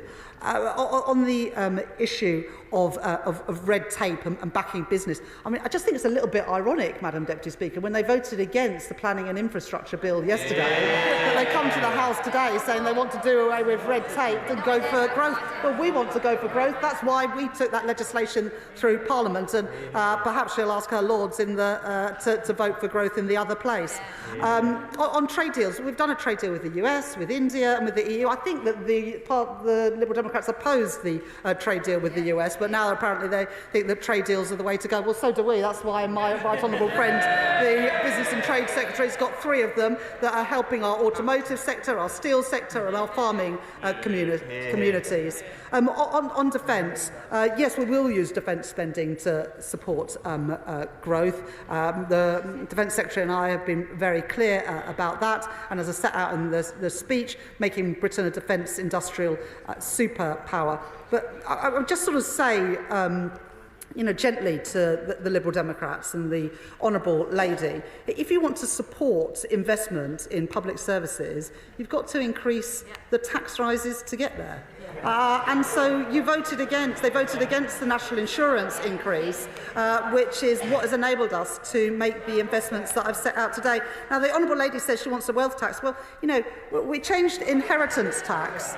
We changed inheritance tax and the Liberal Democrats voted against it. We introduced VAT on private schools. The Liberal Democrats voted against it. So either they are serious about investing in public services, in which case they need to back the tax increases, or they want to go down the route of the magic money tree party opposite, where they're just going to borrow more to pay for things. And on the winter fuel allowance, we've made our choices clear. We're going to keep the means test, but it will be paid to people with a pension less than £35,000. I think the Liberal Democrats want to make it a universal benefit again. Oh, OK, that's just the Tories. Well, they need to explain how they would pay for it. So, look, I appreciate the fact that she welcomes some of our policies, but I would just say that the job of Chancellor and the job of government is to make sure that the sums add up. And we made difficult decisions last October, but I stand by those difficult decisions, because without them, today we would not have been able to make the investments we've made in schools, in energy and in our health service. I'm proud of what we've achieved as a government. I'm proud of the investment that we're putting in today. Bill Esterson.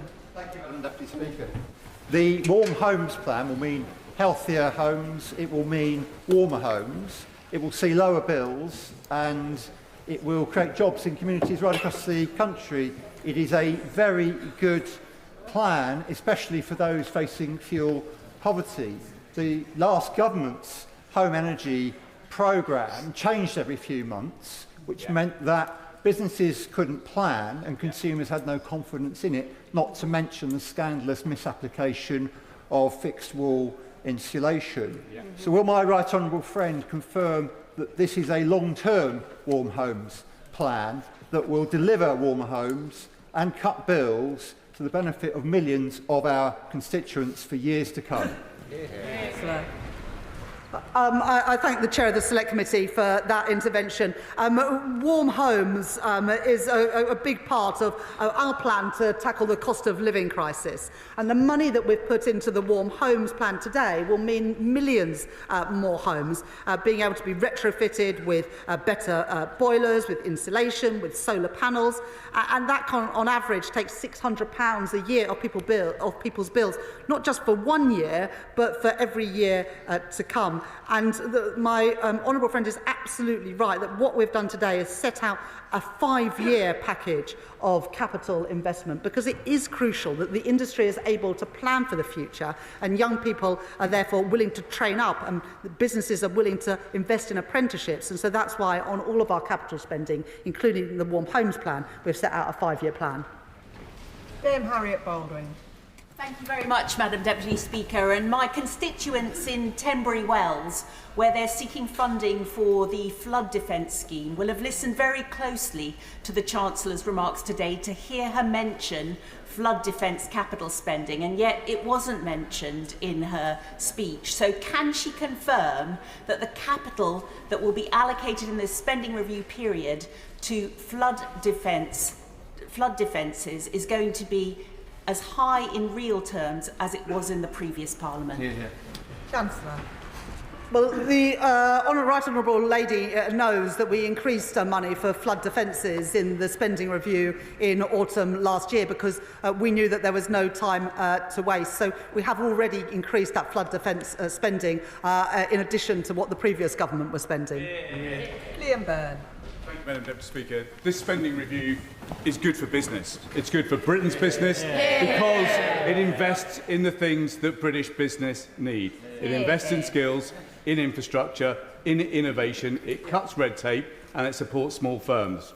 But can the Chancellor just clarify that this spending review will also now open a new era of energy abundance for our country? The Business Committee heard directly from the IMF in Washington yesterday that high energy costs are now holding back growth. That is a consequence of the dither and the delay from the party opposite that left us with the highest industrial energy costs in Europe. Will she now confirm for the House that we are now consigning that era to our history? Chancellor. I thank my right honourable friend for his question, and he's right, we're backing innovation, backing skills, backing infrastructure, because we are backing British business.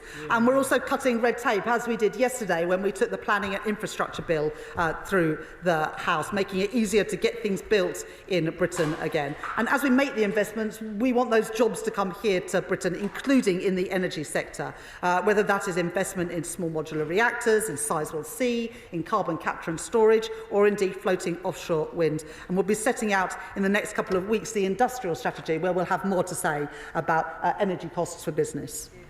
Gavin Robinson. Madam Deputy Speaker, can I thank the Chancellor for engaging productively in the discussions around sustainable budgets for Northern Ireland, the willingness to negotiate further and the recognition that our need levels should be met. So I thank her for that engagement. Can I also thank her too for the allocations to Northern Ireland for specific community projects that have been advanced by us. Can I just say to her that she has chosen through this allocation to make a budget available for the redevelopment of Casement Park. She will know about the political nature of some of the concerns around that, and that in all previous agreements in the Executive, these things have been advanced in a balanced and a non-partisan way. This government has chosen to step into this issue in an unbalanced and a partisan way. And so what I wish to ask the Chancellor is that in making financial transactions capital available, or £50 million over the course of the next spending period, will she ensure that when there is a need, and there is, for investment in football to return to the Executive's agreement of 2011 in a balanced and non-partisan way, that she will not be found wanting? I thank the honourable gentleman for his question and the way in which he put it. I was pleased to be able to announce in the spending review today the settlement for Northern Ireland, but also money through MHCLG as well. He mentions Casement Park, and we have put £50 million in this spending review. I will arrange for a meeting for the honourable gentleman with either the Northern Ireland Secretary or a minister from my department to talk through what he wants to see. Helen Hayes. Madam Deputy Speaker, can I welcome the focus my right honourable friend the Chancellor has placed on children and young people in this spending review, with additional investment in children's social care, schools and skills. These announcements show the Government's commitment to improving the life chances of every child, and my committee looks forward to scrutinising the detail in the coming weeks. The Chancellor will know that universities are the life force of many local economies, generating jobs, improving skills and boosting life chances. Yet a number of our universities are at the brink of insolvency, and the sector has been calling for a transformation fund to help universities reform and secure a sustainable future. So can the Chancellor confirm that she will work with Cabinet colleagues to ensure that no town or city has to face the calamity of a university going bust? Chancellor. I thank the Chair of the Select Committee, my honourable friend, for that question, and appreciate her welcoming the investment in children's social care, in skills and in schools, an issue that she knows and cares passionately about. In the spending review, we were able to set out £86 billion in total of investment in R&D, much of that spent through our universities and our research institutes. But I'm certain that the Education Secretary or the relevant Minister would meet with her to talk about the wider allocation from this spending review. John Glenn. Thank you, Madam Deputy Speaker. Scientists at Porton Down at the UK Health Security Agency make a massive contribution to the welfare of our country in difficult times. 10 years ago, the Chancellor's predecessor wanted to invest £525 million, moving to a single science hub in Harlow. £400 million has already been spent, and the NAO last year said it would cost £3.2 billion to complete the move by 2036.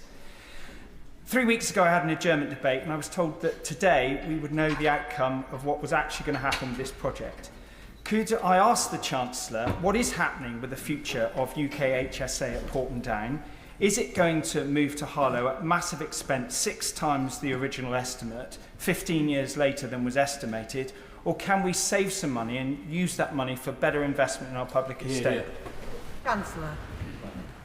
I thank the right honourable gentleman, a member of the Treasury Select Committee, for his question. We've made the allocation to the Department of Health, £29 billion annual uplift, and it will be up to the Secretary of State to allocate that money. But I will make sure that he's heard your question and gets a proper reply to you. Louise Jones. Thank you very much, Madam Deputy Speaker. With £2.5 billion investment into nuclear in Derby, £2.5 billion into nuclear fusion in North Nottinghamshire, and £500 million into steel suitable for use in the nuclear industry in Sheffield, I note that my constituency of North East Derbyshire is surrounded by wonderful opportunities in these industries of the future. Can the Chancellor outline what more we can do to support young people in my constituency to access careers in this industry? Chancellor. I thank my honourable friend for that question. But we were proud as a government to be able to step in and save British Steel at Scunthorpe, and I thank again my honourable friend, the member for Scunthorpe. But it's not just Scunthorpe, also opportunities in Sheffield and at Port Talbot, because as we build this infrastructure, whether it's trams and trains or nuclear power or submarines, we want to use steel made in Britain. And that's a really exciting exciting opportunity. And the investments that we're putting in small modular reactors and fusion in Nottinghamshire and Derby create great opportunities for jobs. And that's why we're also, in this spending review, putting record investment in skills so that young people in North East Derbyshire and beyond can get access to the jobs being created. Liz Saville-Roberts. The announcement of just £44.5 million a year for the next 10 years for Welsh Rail is Labour's flimsy fig leaf of an excuse for the multi-billion and multi-decade scandal that is HS2. Yeah. The money announced today is only significant if it matches what Wales will continue to lose from all England-only rail projects up to now and in future. So can the Chancellor guarantee that Wales will, from now on, receive the full £4 billion HS2 consequential funding, or will she admit that her announcement on Welsh rail funding is nothing but smoke and mirrors? Chancellor. I do think saying that £445 million isn't real money. That's going to invest in those Burns Review stations. And in addition, we are putting £118 million to make the coal tip safe. Well, maybe she's not that concerned about that, but I know plenty of Welsh Labour MPs are. Matthew Patrick. Thank you, Madam Deputy Speaker. I wonder if the Chancellor can help me, because I want to write a letter to my constituents in Wirral West, and I don't know which story I should lead with. Whether it should be the record investment in our NHS to get more doctors' appointments, the money for our police to get more police on the streets, whether it should be the transport investment to get new train stations, or the money to give hungry children in my constituency free school meals. Could she help me out? I've only got one page. What should I start with? Chancellor. Well, you want to have that bit on the leaflet to remind them that you were lobbying for all of these things, so you can take the thanks. Dave Dugan. Thank you, Madam Deputy Speaker. I welcome the U-turn on the winter fuel payment. Of course, I do, and lots of my constituents will do likewise, but there's no respite in this spending review for the farmers in Scotland, the business owners in Scotland, the GP surgeries or the disabled in hospices in Scotland. And there's a real terms cut, despite what she says, to the Home Office, Foreign Office and local government in this spending review. Now, the Chancellor's an open book, Madam Deputy Speaker. She plays roulette with the economy, but I wouldn't encourage her to play poker anytime soon, because she mentioned reform and the Honourable Member for Clacton more times in her speech than she mentioned Scotland. What a disgrace. So what funding? She mentioned she's finally got round to Acorn. What funding is she going to allocate for Acorn? Because she mentioned it without a figure attached. Now, we know that if it's Merseyside or Teesside, there's £22 billion for them. How much for Acorn? Chancellor. Well, I did mention the SNP. I questioned why the SNP don't support defence investments in Scotland. I can mention the SNP again if you'd like to. Why have the SNP let down the people of Scotland with rising hospital waiting lists? Why have the SNP let down people in Scotland with more drugs death? Why have the people of the SNP let down people time and time again? We are putting money into Acorn, we are putting money into a defence investment, and we are giving a record settlement to the SNP government, but hopefully they won't be there for much longer. Florence Session-Early. Thank you, Madam Deputy Speaker. And can I thank my right honourable friend, the Chancellor, for prioritising affordable housing today. This extra investment is going to go a long way to the overdue, spiralling, broken housing system, which has pushed so many people into poverty. Last year, we saw a record 126,000 households facing homelessness, and an increase of over 17,000 in 1 year alone. We see so many families placed in what we call temporary accommodation, which isn't temporary, because 5 years plus more is far from temporary. Children travelling hours to get to schools, families not having a space to grow up, and we've lost a decade of building social homes that we need. So I join with the likes of Shelter, the National Housing Federation, in welcoming investment in affordable housing and the certainty of a 10-year rent settlement. But these measures need more. And we need to build the truly social homes. So can the Chancellor confirm what proportion of social rent will form the backbone of this affordable homes programme to get those families into a safe and secure, stable home? Chancellor. Well, I thank my honourable friend for her campaigning on these issues of housing and homelessness, which is a big challenge in many of our constituencies, including hers in Vauxhall. We now want to work closely with local councils and also the Mayor of London to build the affordable homes that we desperately need in the capital city, where house prices and rents are still far too high for so many families. And I look forward to working with my honourable friend on just that. Sir Geoffrey Clifton-Brown. Thank you, Madam Deputy Speaker. The billions of pounds that have been announced today by the Chancellor are very big rises. The PAC looks forward to scrutinising that expenditure because I'm sure it will be welcomed by those who receive it to make sure we're getting value for money. However, could the Chancellor explain to the House how it's going to be funded? Because debt is at a record level, tax is at a record level, or is it the case that British workers can look forward to a summer expecting more tax increases? Chancellor. Well, I look forward to that scrutiny, but the honourable gentleman will know that the allocations we've made today is based on the tax increases that we made in the budget last year. So we're not spending a single penny more or a single penny less than the money that we set out in the autumn budget and the spring statement. Ruth Cadbury. Thank you, Madam Deputy Speaker. I welcome the significant transport investment that the Chancellor has announced today in the North and in the city regions. This is helped through her changes to the Green Book. But when will the place-based business cases be reviewed so that these local areas can start planning for that local transport initiatives that they've so long waited for? Chancellor. Well, I hope that my honourable friend can already see the impact of our change attitude and our change perspective at the Treasury by putting this record investment, £15.6 billion that we announced last week, into 8 mayoral combined authorities to better connect towns and cities. And because of the changes we've made, it is why we've been able today to put more money into the Trans-Pennine route upgrade, the Midlands hub, and indeed significant investment in trains in Wales. Tim Farron. Thank you, Madam Deputy Speaker. My community in Westbourne will be outraged by a 17% reduction in farm funding, and we will be perplexed, and are perplexed, because we were told to expect today a decision on the vital scheme to dual the A66 from Penrith to Scotch Corner, which is crucial to east-west connectivity, the northern economy, and to saving lives. There was no mention in the statement or in the accompanying document at all. Will she confirm now that the A66 upgrade will take place? Chancellor.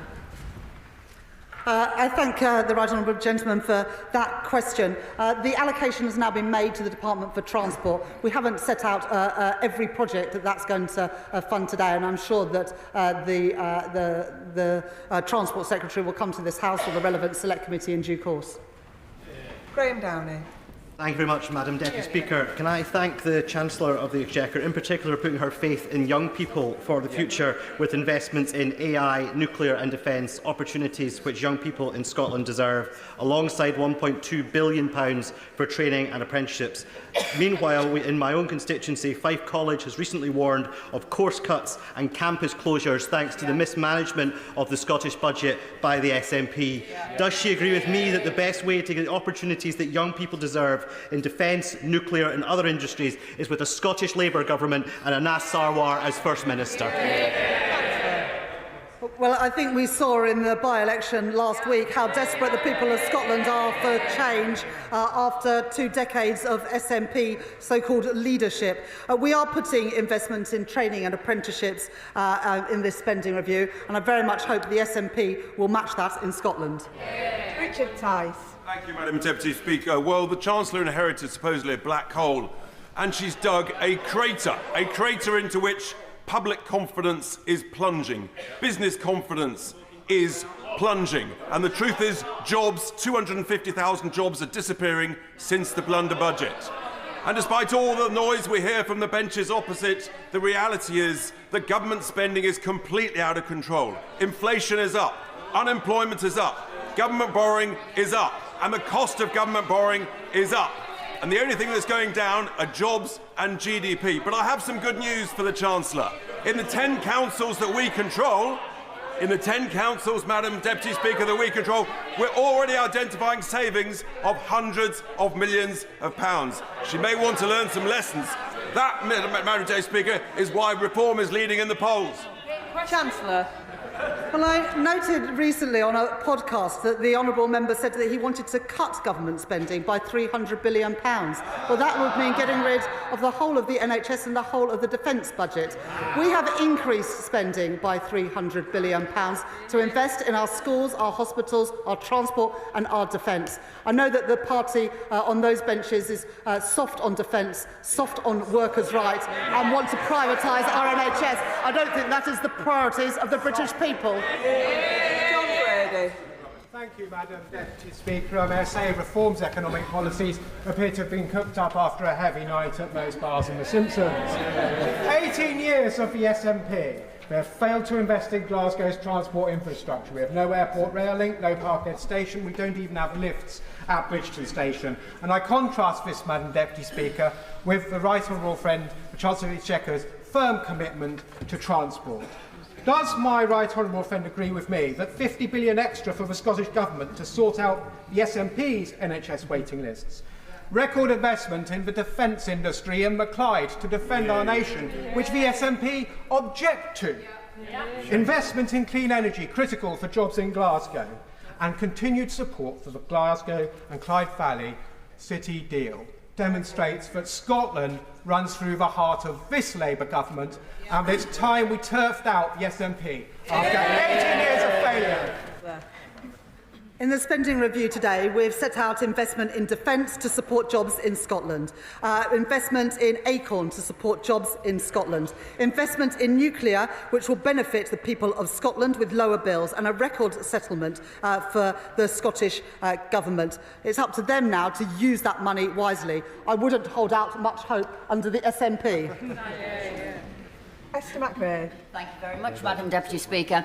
Now, I know the Chancellor considers herself to be a world-leading economist, so can she tell me how it is that everyone in the country knew that by hiking taxes on employers' national insurance contribution, making it more expensive to employ people, would destroy jobs, destroy businesses and destroy the economy, but the only people who didn't know that was her and her socialist boss. Chancellor of the Exchequer. I'm sorry to disappoint the Right Honourable Lady, but there are 500,000 more jobs in Britain since the last general election, and business confidence is going up. Jeevan Sandhu. Thank you, Madam Deputy Speaker. My constituency of Loughborough, Shepshed and the Villages is in the East Midlands, a region that has been overlooked for too long. That ends today. Firstly, we're changing to the Green Book, which we all welcome, more money outside of London. I hope my colleagues don't mind too much. And secondly, over £100 billion of investment. So can the Chancellor please set out how today's investment will get bills down and wages rising in my constituency of Loughborough, Shepshed and the Villages? Chancellor.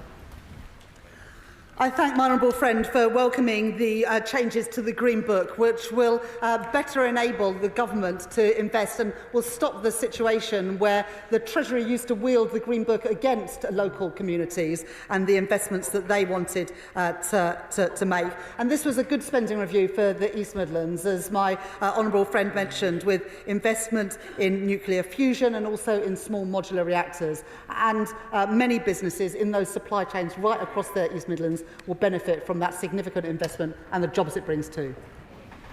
Bobby Dean. Thank you, Madam Deputy Speaker. Last year during the mayoral election, Sadiq Khan claimed that a Labour mayor working for the Labour government would be a game changer for the city. But just now he's released a statement criticising the spending review for underfunding the Met Police, failing to invest in our transport infrastructure and potentially making the housing crisis in our capital worse. Was Sadiq Khan wrong to put his trust in this Labour government? Yes.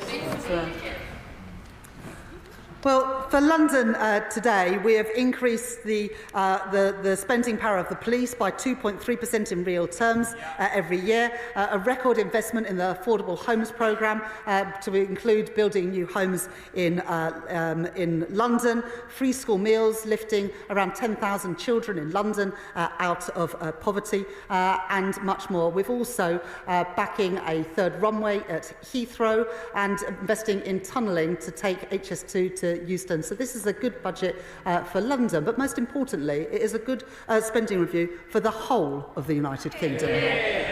Alex Baker. Thank you, Madam Deputy Speaker. Can I congratulate the Chancellor on the spending review and welcome both her commitment to defence spending and to us being a defence industrial superpower, which is so vital for my community of Aldershot and Farnborough. This week, my honourable friend for York Outer and I published our report on rewiring British defence finance to support her work to fire up our defence industrial base. As part of this, will the Chancellor support my campaign for a UK-led multilateral defence, security and resilience bank to finance our national resilience, support our allies and keep our country safe? I thank my honourable friend for that question, and I also would like to thank her for the work that her and the member for York Outer, my honourable friend for York Outer, have done in making the moral case for financial services firms investing in defence, because it is what keeps our country safe. And as we uplift our defence spending, we do want to get value for money for that. That's why we were pleased in the deal that we did with the EU that we have also secured a defence industrial partnership with the EU. Adrian Ramsey. Thank you, Madam Deputy Speaker. Across the country, people are seeing their health services severely overstretched. School head teachers are faced with having to make cuts. And of course, the most vulnerable people in society are now facing cuts to disability benefits. The BBC has produced analysis on the Chancellor's statement today, saying that her figures will show a sharp decline in budgets for public services after 2026. So isn't the statement that we've seen today a matter of smoke and mirrors? And will she instead consider the growing call for a wealth tax on the ultra-wealthy so she can raise the tens of billions extra needed to support our public services and restore the much-needed pride and hope in Britain? Not supporting it. It's difficult to know whether the honourable gentleman supports the spending review and the additional money that we put into public services today, or he's against it. The settlement for the NHS is 3% real terms growth a year. For the police, it's 2.3% a year. It's an increase in per pupil funding, as well as real terms increasing for the school's budget. So I'm not exactly sure what his complaint is. Nick Smith. Madam Deputy Speaker, there was a terrible, dangerous coal slip in my constituency last autumn. So the coal tips safety funding that's to be announced today is hugely welcomed. Yeah. It's great to see our Labour government standing up for Wales. Yeah. Looking forward, can the Chancellor please review the miners' staff superannuation scheme? Hard-working families deserve fairness in their retirement. I'm sure she'll give them a fair hearing. Yeah. I thank my honourable gentleman, my honourable friend, for that question. I'm really pleased we were able to make this multi-year commitment around coal tips safety. We put in money as a government last year in the spending review, but that was just for 1 year. And what we've been able to do is give certainty that money will be available to do that vital work that is necessary. I thank him for welcoming it. It's a shame that Plaid Cymru did not welcome it. On the issue of miners' pension, my honourable friend has been a staunch supporter of reforms to the miners' pension scheme. We made reforms in the budget last year, but I'll make sure that the relevant minister meets with my honourable friend to discuss what more we can do to ensure a fair pension for miners in retirement. Sarah Olney. Thank you very much, Madam Deputy Speaker. London MPs were hoping to hear more about infrastructure investment in the capital in this spending review today. We are looking for spending on the Bakerloo line extension, the Croydon bottleneck. I even dare to dream that Hammersmith Bridge might one day be fixed. But all we've heard from the Chancellor is her reiterated support for Heathrow expansion. Now, the Chancellor will know that Heathrow expansion is opposed by every political party in the capital, including the Mayor of London.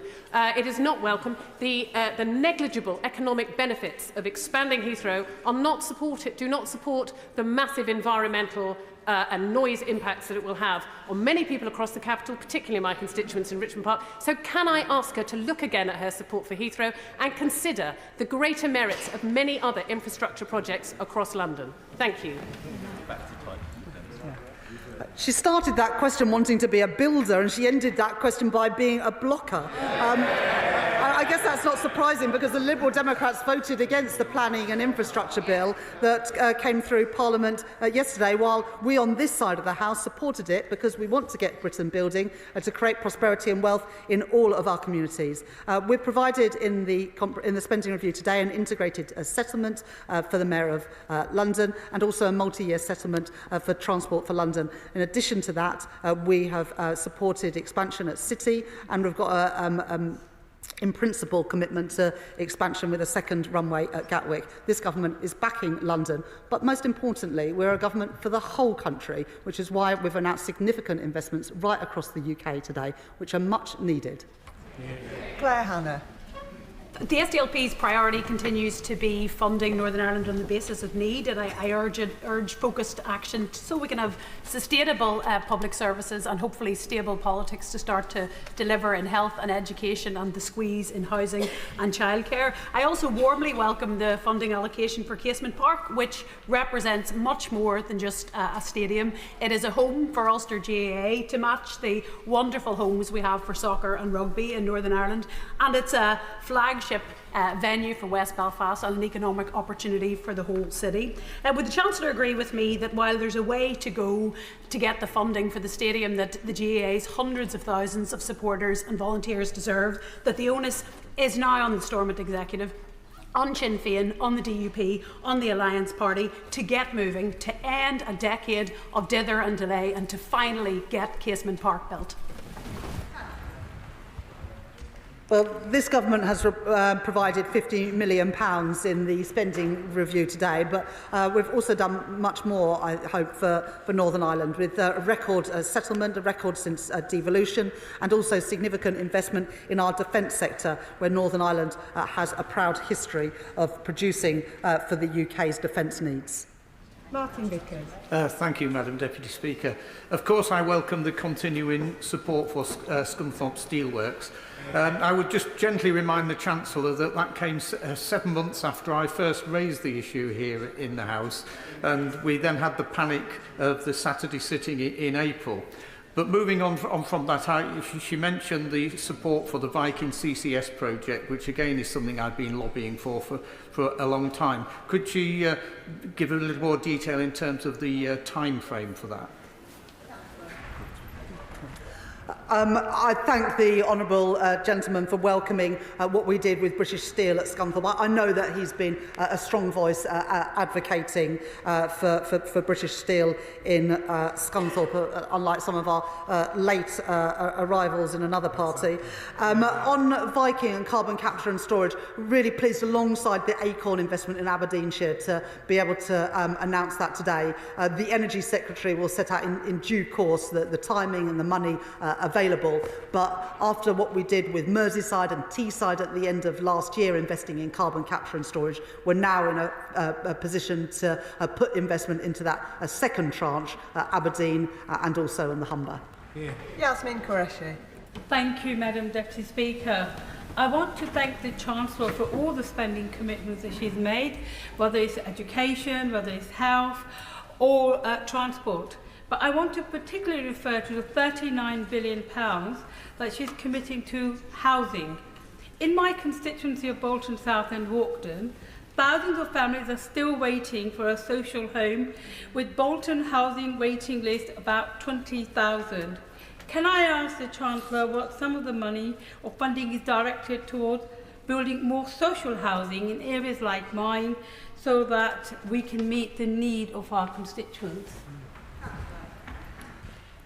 My honourable friend speaks powerfully about the desperate need for more social and affordable homes in all of our communities, including in Bolton. And this multi-year commitment with £39 billion of investment will help to build the social and affordable homes that our country desperately needs. And the Department for the MHCLG will now work with local authorities to bring forward those plans and get Britain building those homes that we need.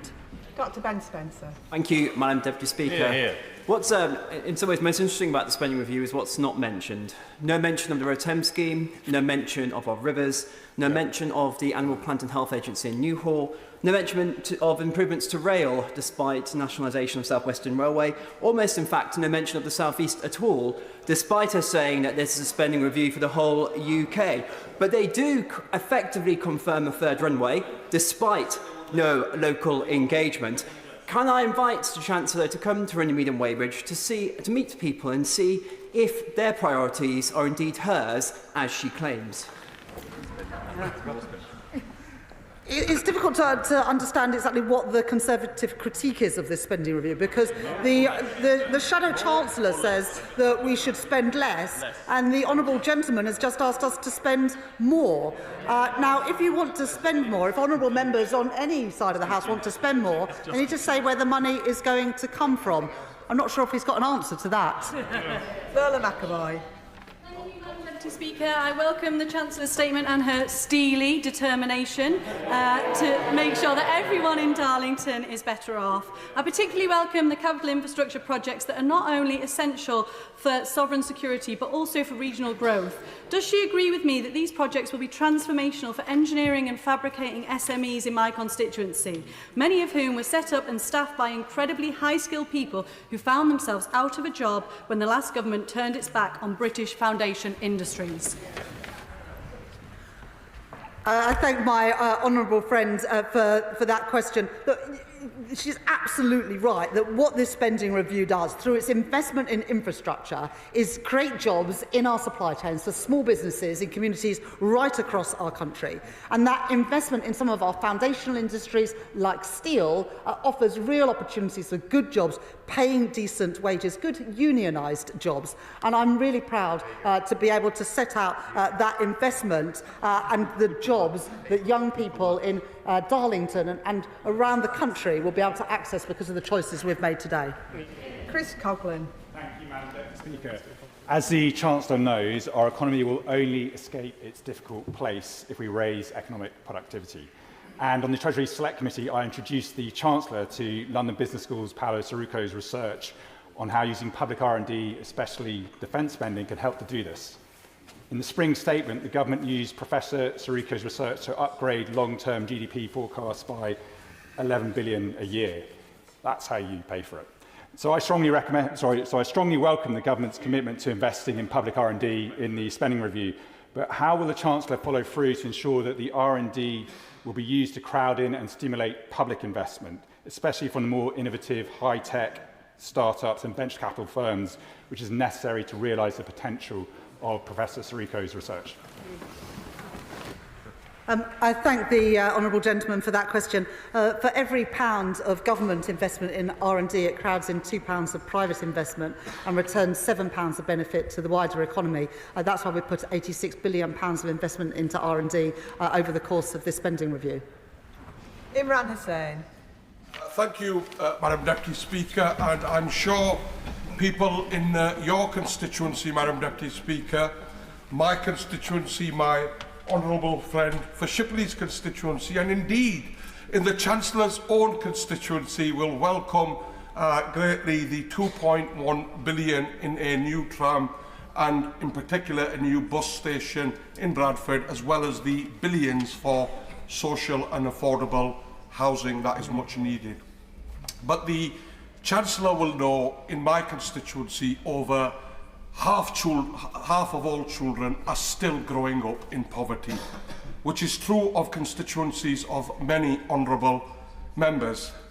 Child poverty is not a statistic, it's a national disgrace. And it's as a direct result of 14 years of ideological austerity by those opposite. Today's statement is a step in the right direction, in particular with the announcement of 500,000 more children eligible for free school meals.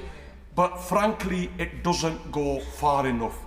So will the Chancellor tell me what further measures this government will announce to alleviate and finish child poverty, including scrapping the two-child limit which continues to put thousands of children into poverty?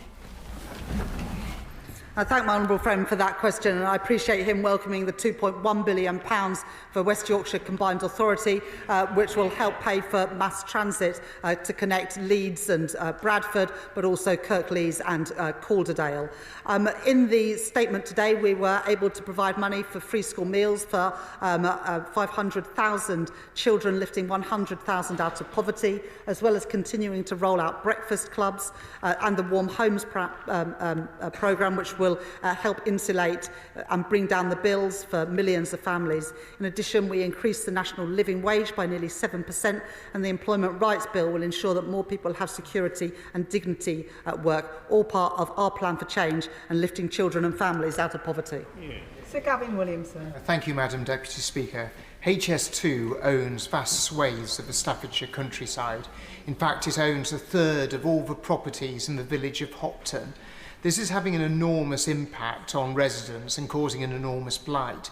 Could the Chancellor set out to the House and to so many constituents of mine and right across Staffordshire as to when they're going to know whether the farmers are going to be able to have their land back and whether villagers will be able to return to normal life with people being able to move into those empty houses? Well, I'm sure that the right honourable gentleman has apologised to his constituents for the total mess that the party opposite made of HS2. Now, we're fixing their mess, getting a grip of the costs of that project. But frankly, for the honourable gentleman to raise HS2 after the mess they made of it, it is astounding. Melanie Ward. Thank you, Madam Deputy Speaker. Almost 20 years of the SNP in government in Scotland, and we have 43,000 Fifers on an NHS waiting list, and a growing gap in educational achievement between kids from the richest and poorest areas. Less than 1 year of a Labour UK government, and we are delivering record funding for Scotland, falling energy bills, a pay rise for 8,000 Fifers, new defence jobs in Fife, and an announcement that will be warmly welcomed by my constituents today, new investment in the renewal of Kirkcaldy Town Centre and the potential of our amazing seafront. Does the Chancellor agree that this is the difference a Labour government makes? I thank my honourable friend for that question. And the work that we are doing as a Labour government will reduce inequality. We're giving a pay rise to millions of workers, defence jobs paying a decent wage, GB Energy headquartered in Scotland. And today I've been able to announce additional investment in the seafront in her constituency for the economic benefits that will bring. Robin Swan. Thank you very much, Madam Deputy Speaker. An NHS fit for the future. So can I congratulate the Chancellor and the Health Secretary in that investment in the health service in England. But in that real term spend and the money allocated to Northern Ireland, would the Chancellor encourage the Northern Ireland Executive at a minimum to see that same investment in the health service in Northern Ireland? Because Northern Ireland Executive has been working with single-year budgets since 2016. And would the Chancellor agree that with this SR, it allows them to set a multi-year recurrent budget that allows the transformation of health services and other public services in Northern Ireland? The honourable gentleman makes a really important point, because what we did today wasn't just set out money for next year, but for day-to-day spending money for the next 3 years and for capital for the next 5 years. And that is vital wherever you are in the UK, that local councils, devolved administrations, community groups can plan for the future with confidence. And that's what we've done with this spending review. And so I would urge devolved administrations to do similar and make those multi-year settlements to give certainty for the future.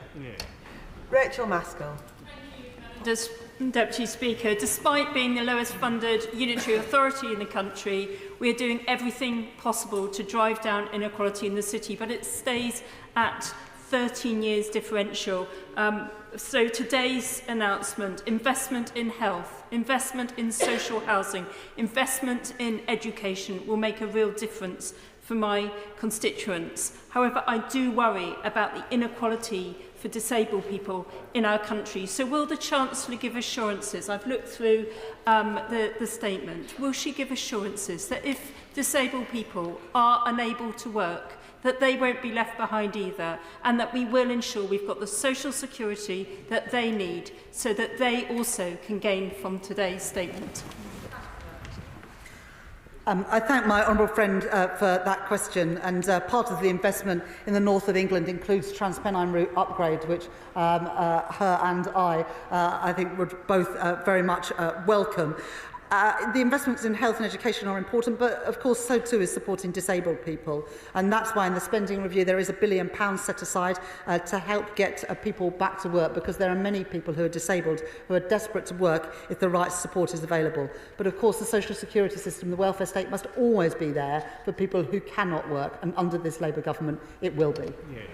Adam Dance. Thank you, Madam Deputy Speaker. I heard very little about Somerset. Somerset is facing huge pressure around GP practices, affordable homes, SEND provision, reliable bus services and access to affordable energy. Can the Chancellor promise my constituents that Yeovil will not be overlooked? And does she believe that the decisions announced today leave Somerset Council and the government departments with enough to properly invest in communities in Yeovil? Let me put that right. The people of Somerset will benefit from a 3% uplift in NHS spending. The people of Somerset will benefit from free school meals if they are their children, if they are on universal credit. The people of Somerset will benefit from stronger defences and stronger borders through the investment that we have put in. This is a spending review for the whole country, including people in Yeovil in Somerset. Breat Gill. Thank you, Madam Deputy Speaker. And the Chancellor visited Birmingham last week, and she knows that the West Midlands region has the talent and the ideas to thrive. A fair settlement in today's spending review isn't just sport, it's a smart investment in Britain's future. Over 26,000 people are on the housing register in Birmingham. So can I thank the Chancellor for doubling investment in the Affordable Homes Programme and the Midlands Rail Hub announcement that I've been campaigning for? And does she agree with me that this will be transformational to deliver a decade of renewal and growth that works for everyone? I thank my honourable friend for that question. And we will build more housing. That's what the investment in the Affordable Homes Grant will achieve. But also it goes alongside transport investment, significant transport investment in the West Midlands and in Birmingham. And I was very pleased that my honourable friend was able to join me in Birmingham last week, where we were able to celebrate investment to extend the metro out to East Birmingham and then to Solihull. Lincoln Jopp. Thank you, Madam Deputy Speaker. I fear that the Chancellor might... I'd like to thank the Chancellor for her statement, and I fear she may have misunderstood what my friend from Runnymede and Weybridge was asking in reference to the River Thames scheme, because he asked whether the River Thames scheme is included in the 4.2 of Teedale over 3, reference to paragraph 5121 in the statement. And the Chancellor in reply said he wants to put expenditure up and won't say where it's coming from. I think both he and I are asking, is the River Thames scheme funded for within the EA's half of it, because Surrey County Council pay the other half, in the 4.2 Teedale that she's announced today? She won't know the answer to that. The allocations have been made to government departments, and it will be up to the departments. The Treasury is not going to micromanage every scheme, so it will be up to departments to allocate the money in the way that they choose to. And I'm sure that the Transport Secretary will come to the House and set out those plans. Rachel Blair. Thank you, Madam Deputy Speaker. This spending review reports that there will be a report from the Office for Value for Money about temporary accommodation and the terrible waste of money that is going into the poorly procured temporary accommodation. Madam Deputy Speaker, 90,000 children live in temporary accommodation in London. Does the Chancellor agree with me that £39 billion into new genuinely affordable homes, combined with this review into the cost of temporary accommodation is really positive for all of those children living in London who sadly do not have a permanent home into the future? And does she agree with me that this will make a transformational change in London? Yeah. I thank my honourable friend for that question, and she's spoken to me powerfully on many occasions about how much Westminster City Council has to spend on temporary accommodation, and that's why this investment in the Affordable Homes Grant is so important, not just for London but for the whole country. But there are specific issues, as I said in the answer to the question from my honourable friend from Vauxhall. There are particular challenges in London because of the extraordinary levels of house prices and rents in London. So this investment in affordable and social housing can have a big impact in London, and combined with the additional money for free school meals, the rollout of breakfast clubs, increase in the national living wage, this is a spending review to benefit people across the whole country, including in Westminster, including in London. Josh Babarinde. Thank you, Madam Deputy Speaker. Fellow Eastbournian Mark Tonra and I were gravely ill in the same ward together at Eastbourne District General Hospital last year. And because of the outdated and outgrown hospital buildings at the DGH, Mark harrowingly watched another patient opposite him die from his bay, and other patients watched Mark deteriorate with only a flimsy curtain to protect his dignity before he himself died. The delay to our new hospital will mean that many more Eastbournians will face this indignity until it's fully rebuilt come 2041. And so, short of heeding my town's calls to unlock that investment sooner, will the Chancellor at least confirm to local families like Mark's and my NHS Trust that her NHS capital expenditure will specifically be able to fund the 98% unmet cost of our maintenance backlog in Eastbourne to help more patients get the care and dignity that they deserve?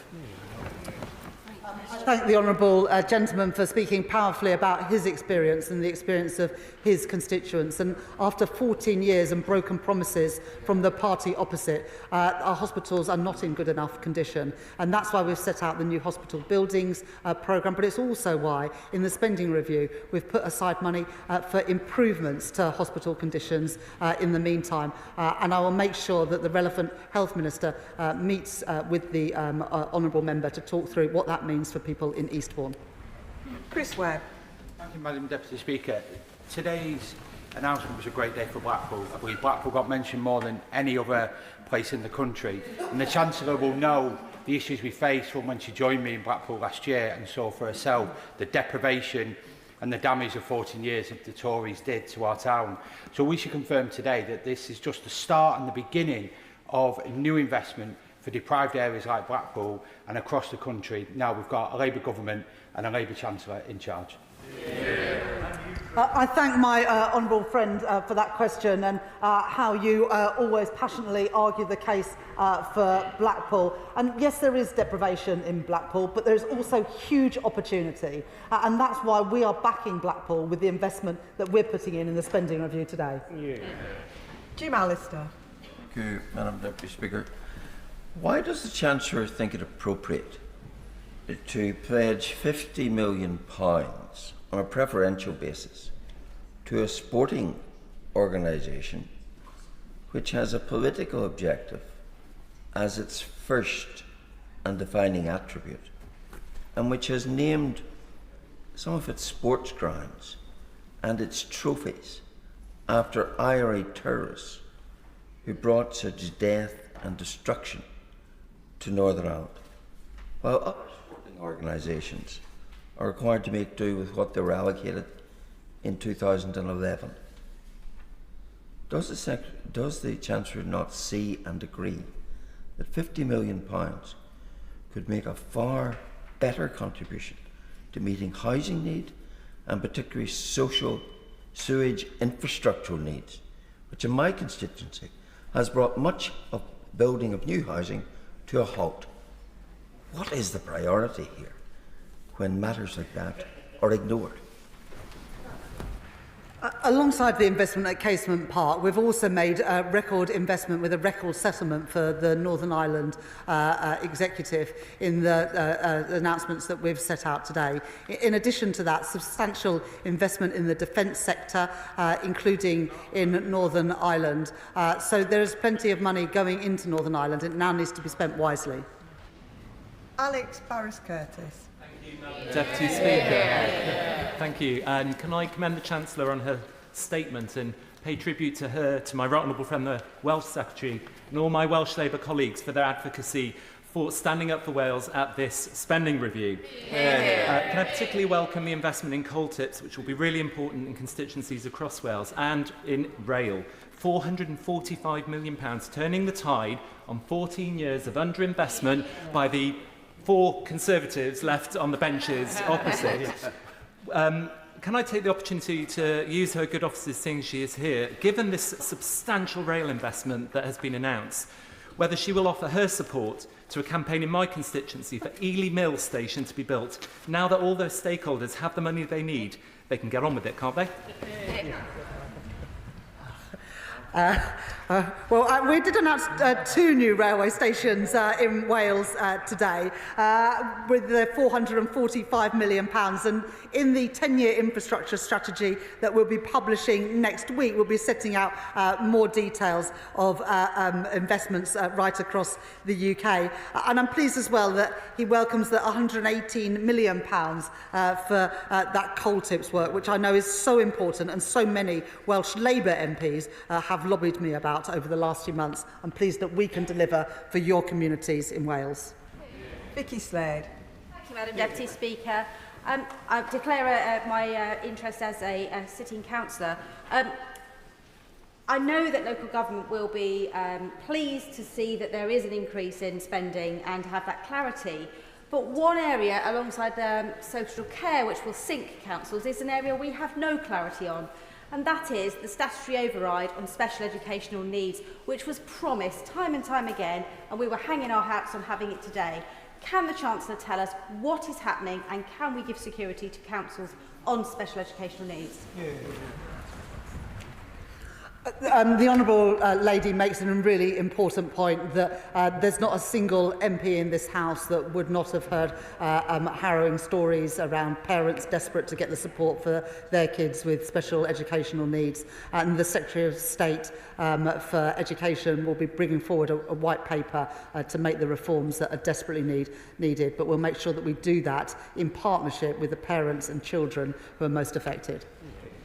Chris MacDonald. Speaker. The Chancellor of the Exchequer may remember that the last Conservative Prime Minister boasted about moving funding from Teesside to Royal Tunbridge Wells, and I'm pleased to see that her statement plugs places like Stockton North back into our economy. Can I thank the Chancellor of the Exchequer for agreeing to make Stockton Central one of the trailblazer areas, investing in our local facilities and also tackling fly tipping and graffiti. And does she agree with me that this statement shows that our Labour government is providing jobs for working people, providing homes for working people, and providing opportunities for our young people? I thank my honourable friend for that question, and I'm pleased that Stockton will benefit from some of those investments, because pride in place is so important for all of our communities. But some of the most deprived parts of the country have missed out on funding for too long, and that's why we're pleased to be able to rectify that and ensure, for example, through the Green Book reforms, that money goes to where it is most needed. Sammy Wilson. You, Madam Deputy Speaker. And can I first of all welcome the fact that, at least in real terms, the Northern Ireland budget has been maintained over the spending period, though I would point out to the Chancellor that a 0.5% real increase will not enable the Northern Ireland Executive to match the real increase in spending in health and policing, which will be taking place in the rest of the United Kingdom. But could I emphasise again the preference that she has given in this budget to money for a GAA ground? In blundering into this issue, she has given to the Executive a massive financial headache because she requires the £50 million to be matched by funding elsewhere, requiring the Executive to find about £200 million to make up the deficit, raising expectations and, I believe, creating tension within the Executive as a result of this decision. And I think that it was wrong for her to try and interfere in the minutiae of spending of the Executive in this way. On a general point, I think that maybe in the autumn, many people who will welcome the headlines today will be regretting the tax increases that they're going to face to pay for the announcements today. Well, the announcements today are all within the envelope that I've already set out through the tax increases and the changes to the fiscal rules in the autumn and then the decisions in the spring statement. All we have done today is allocate the envelope that we already set out. As I said at the time, public services would now need to live within the means that we set at that budget. This does not spend a single penny more or a single penny less than the money that was already allocated. And on the specific issue that he's raised, I'm very happy to pass on what he said to the Northern Ireland Secretary and to ensure that there's a meeting between the relevant Minister and the relevant Members of Parliament. Andy McNair. Thank you, Madam Deputy Speaker. I wholeheartedly welcome this statement. It's a true Labour package that backs Britain and reverses years of declinism under parties opposite. They seem to have given up on Britain. But I also particularly welcome... well, yes. Declinism on the very benches. But I also particularly welcome the results of the Green Book review. This will get investment into the places that need it most. And in this regard, will the Chancellor agree with me that whilst it is big projects and city schemes that will get the headlines, it's absolutely vital that the full benefits of renewal are felt in small towns, but those that make up my constituency of Rosendale and Darwin, and at these previously left behind places, must be at the forefront of our thinking as we develop local transport and infrastructure delivery plans. I thank my honourable friend for his question. He's one of the many MPs who has spoken to me about the need to reform the Green Book, and I thank him for feeding in his concerns about the ways in which the Treasury has previously looked at requests for investment. And I'm pleased that for the people of Rosendale and Darwin that we can start making a difference to those communities that were forgotten about for 14 years under the Conservatives. I was also very pleased to be in his constituency at the end of last year to open the 100th banking hub on a local high street in his community. John Milne. Thank you, Madam Deputy Speaker. I welcome the Government's decision to widen access to free school meals, a long-standing Liberal Democrat policy. But Castlewood Primary School, in my constituency of Horsham, tell me that they are currently losing 56p for every single meal they provide. Will the Chancellor undertake to fully fund school meals, or else is she asking schools to choose between teaching and eating? I'm really pleased that what we've set out today will lift 100,000 children out of poverty by providing free school meals to an additional 500,000 children. Real terms funding for schools is increasing. Real terms of funding per pupil is increasing to ensure that schools are able to provide these free school meals and the teaching that our children need. Matt Bishop. Thank you, Madam Deputy Speaker. Can I thank the Chancellor for the announcement today of the extra funding for crumbling schools. As we know, schools across the country have been left to fail under the last 14 years of the previous government. Can I ask the Chancellor how establishments such as Forest High School in my constituency, that is literally crumbling day by day and at serious risk of closure, can access those vital funds needed to remain that we can provide the service required for students in the Forest of Dean? Well, I thank my honourable friend for raising those concerns about schools in the Forest of Dean and that school in particular. It's not good enough, the state that schools are in at the moment after 14 years of Conservative government. And after what they did in the 80s and 90s, I didn't think that even a Conservative government would leave schools in the state that they have. But your example is one that many MPs will be able to talk about in their constituencies as well. I will make sure that the Department for Education and the Education Secretary hears about the specific case that you've raised, because we do want to improve the conditions that our young children are taught in. Gideon Amos. Thank you, Madam Deputy Speaker. I thank the Chancellor for her statement. As well as freeing people up by tackling a social care crisis, the real way to get growth that we all want to see in this country is a target for publicly funded social homes, albeit I welcome the funding that has been found for housing, and funding for the infrastructure that communities want to see, which will unlock tens of thousands of homes. Wellington and Columpton Stations project was something I raised with the Chancellor last summer, and she said at the dispatch box that it would be going ahead because it had started. That project will bring £180 million of growth to the Cardiff-Bristol-Exeter corridor and generate hundreds of new jobs. Are my constituents right, and a genuine question to the Chancellor, are my constituents right to be dismayed that there is no mention of any South West projects in the statement today? Well, last week we set out additional money for the Mayor for the West of England, and we've also announced today a fourfold increase in local transport funding, which is something that will be available for communities across the country. But the Honourable Member says that he wants to grow the economy. And it's very disappointing then that the Liberal Democrats voted against the Planning and Infrastructure Bill yesterday, which will do exactly that. Yuan Yang. Thank you, Madam Deputy Speaker.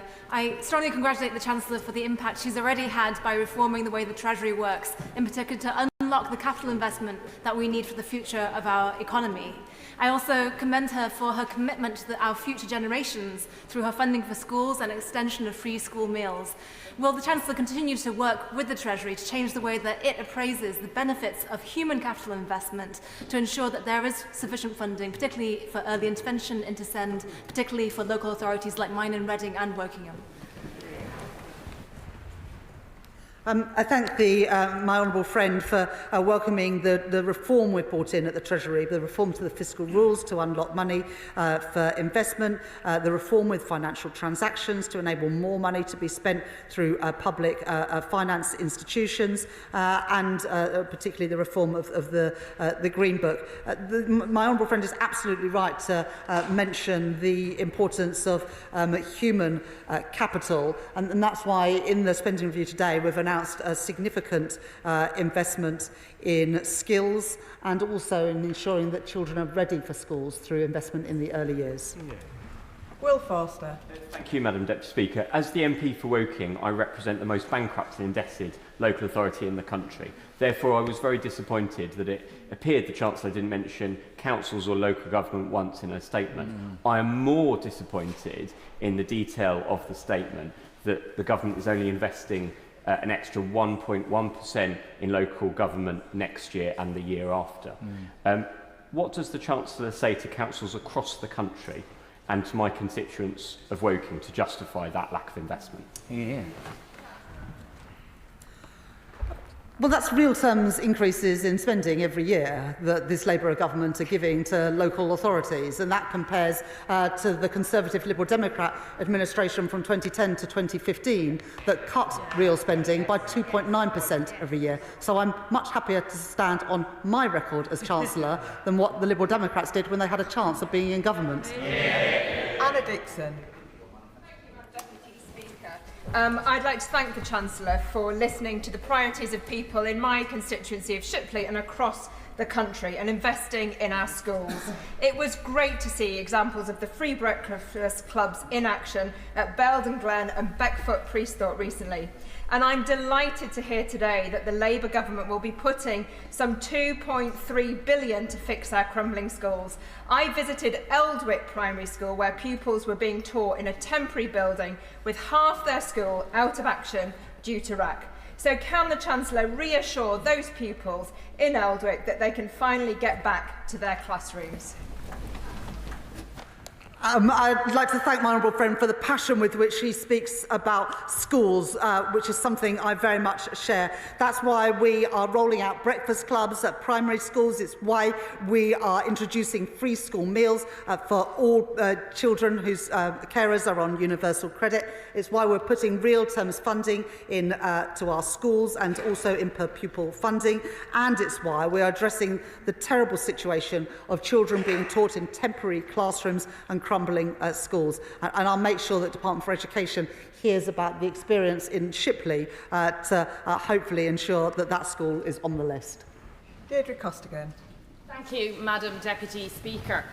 A woman came to my surgery in Ealing Southall last Friday, where she showed me photos of the one bedroom she shares with her 4 children. 5 of them sharing beds, living with black mould on the walls, and all the kids having been hospitalised with no doubt related bronchial infections. It's temporary accommodation, but she's been there 10 years, and it's not unusual. Does the Chancellor agree that today's record £39 billion investment in social and affordable homes marks an end to Conservative austerity, an end to their failure to build, and that it will finally give hope to families stuck in damp, overcrowded flats in London and across the country? It's stories like that which my honourable friend has just told, which is exactly why the Deputy Prime Minister and myself have prioritised investment into affordable homes, because nobody should have to live in those sorts of conditions in the 21st century. And with the reforms that we're making and the money that we're putting in, they won't have to for much longer. Adam Thompson. Thank you, Madam Deputy Speaker. And can I thank the Chancellor very much for her statement today. I particularly welcome all of the choices that she made, but especially the investments in Derby and the wider East Midlands, which are going to be an enormous boon to my constituents in Erewash. I also warmly welcome her commitment to end the use of asylum hotels in this Parliament. The Tory party let the asylum system get completely out of control. Does the Chancellor agree with me that investment now will result in savings of billions as the system gets fixed?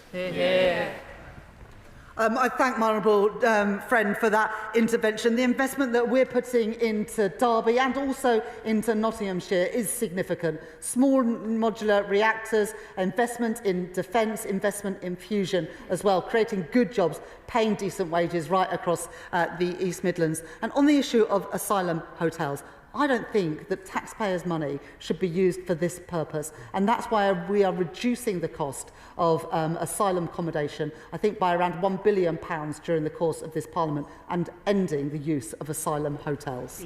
Andrew Lewin. Thank you, Madam Deputy Speaker. It is a source of pride to see a Labour Chancellor announce such a transformative programme for social housing. And my hope is that the boost to the Affordable Homes programme can also be used to help unlock stalled projects, like in my constituency in Welwyn Garden City, where's a Metropolitan Thames Valley development right adjacent to the station that needs to get motoring. So I want to thank the Chancellor for her investment today and ask if she agrees with me that our message to councils and housing associations is that we back you and now it is time for you to build. The changes we've made to the planning system, the changes we are making through the Planning and Infrastructure Bill, gives the opportunity to build. And what we've done now is back that with money through the Affordable Homes Grant to ensure that we included in that is a good proportion of social and affordable housing for all the reasons that honourable members have mentioned, and particularly around this issue around housing around stations. There's huge potential there. The infrastructure is there. We want to have the housing there too. Dr. Lauren Sullivan. Thank you very much, Madam Deputy Speaker. Can I thank the Chancellor for the spending review? And after being a local councillor for nearly a decade, local austerity is over, so thank you.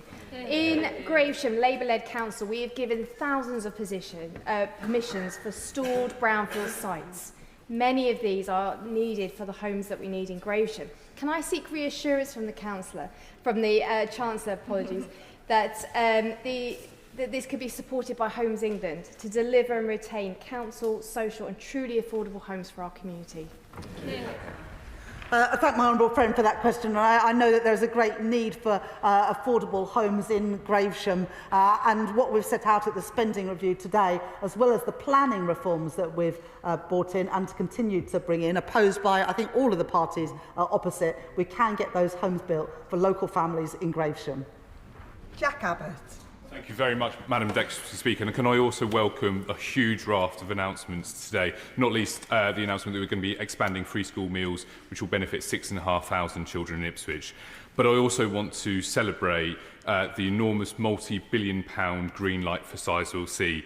We all know its national importance, from energy security to powering 6 million homes, but I can't overstate the difference this will make, particularly to young people in Ipswich and Suffolk, which now have the promise of a skilled, secure, well-paid job. So can I thank the Chancellor from the bottom of my heart for the investment in my town and my county, and can she expand about how else the new age of nuclear will benefit our whole country?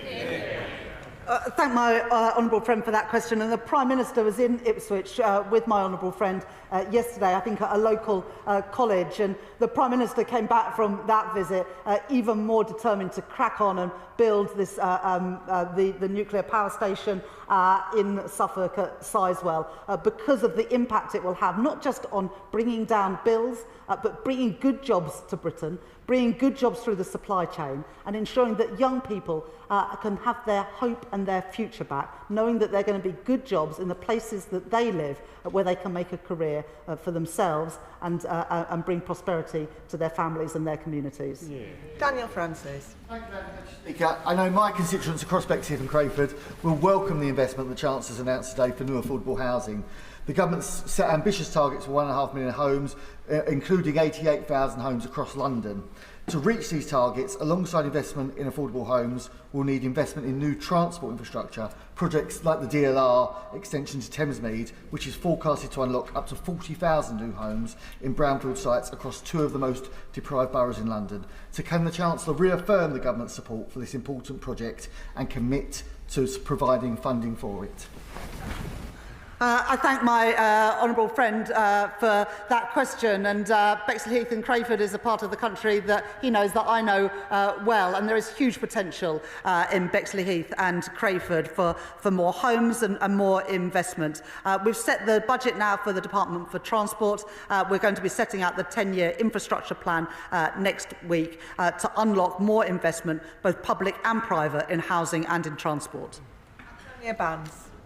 Madam Deputy Speaker, one of the first pieces of casework I picked up was of a young woman pushing her 2 children through central Wednesbury.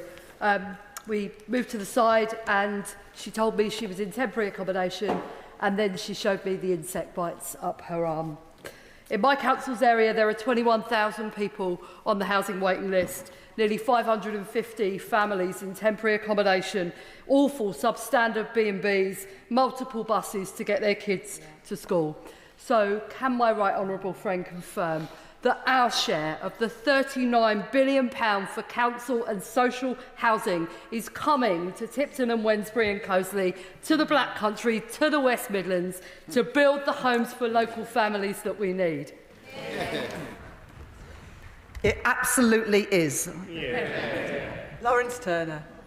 Thank you, Madam Deputy Speaker. I was delighted to hear the official commitment today in backing the Midlands Rail Hub, and I'd like to thank the Chancellor and the Transport Secretary for listening to the at times persistent representations in support of this essential project. We inherited a set of engineering plans with no money behind them. Now there's a chance to turn them into something real, and this is good news for Birmingham. It's good news for the economy of the West Midlands. At the centre of those works is Kings Norton Station in my constituency.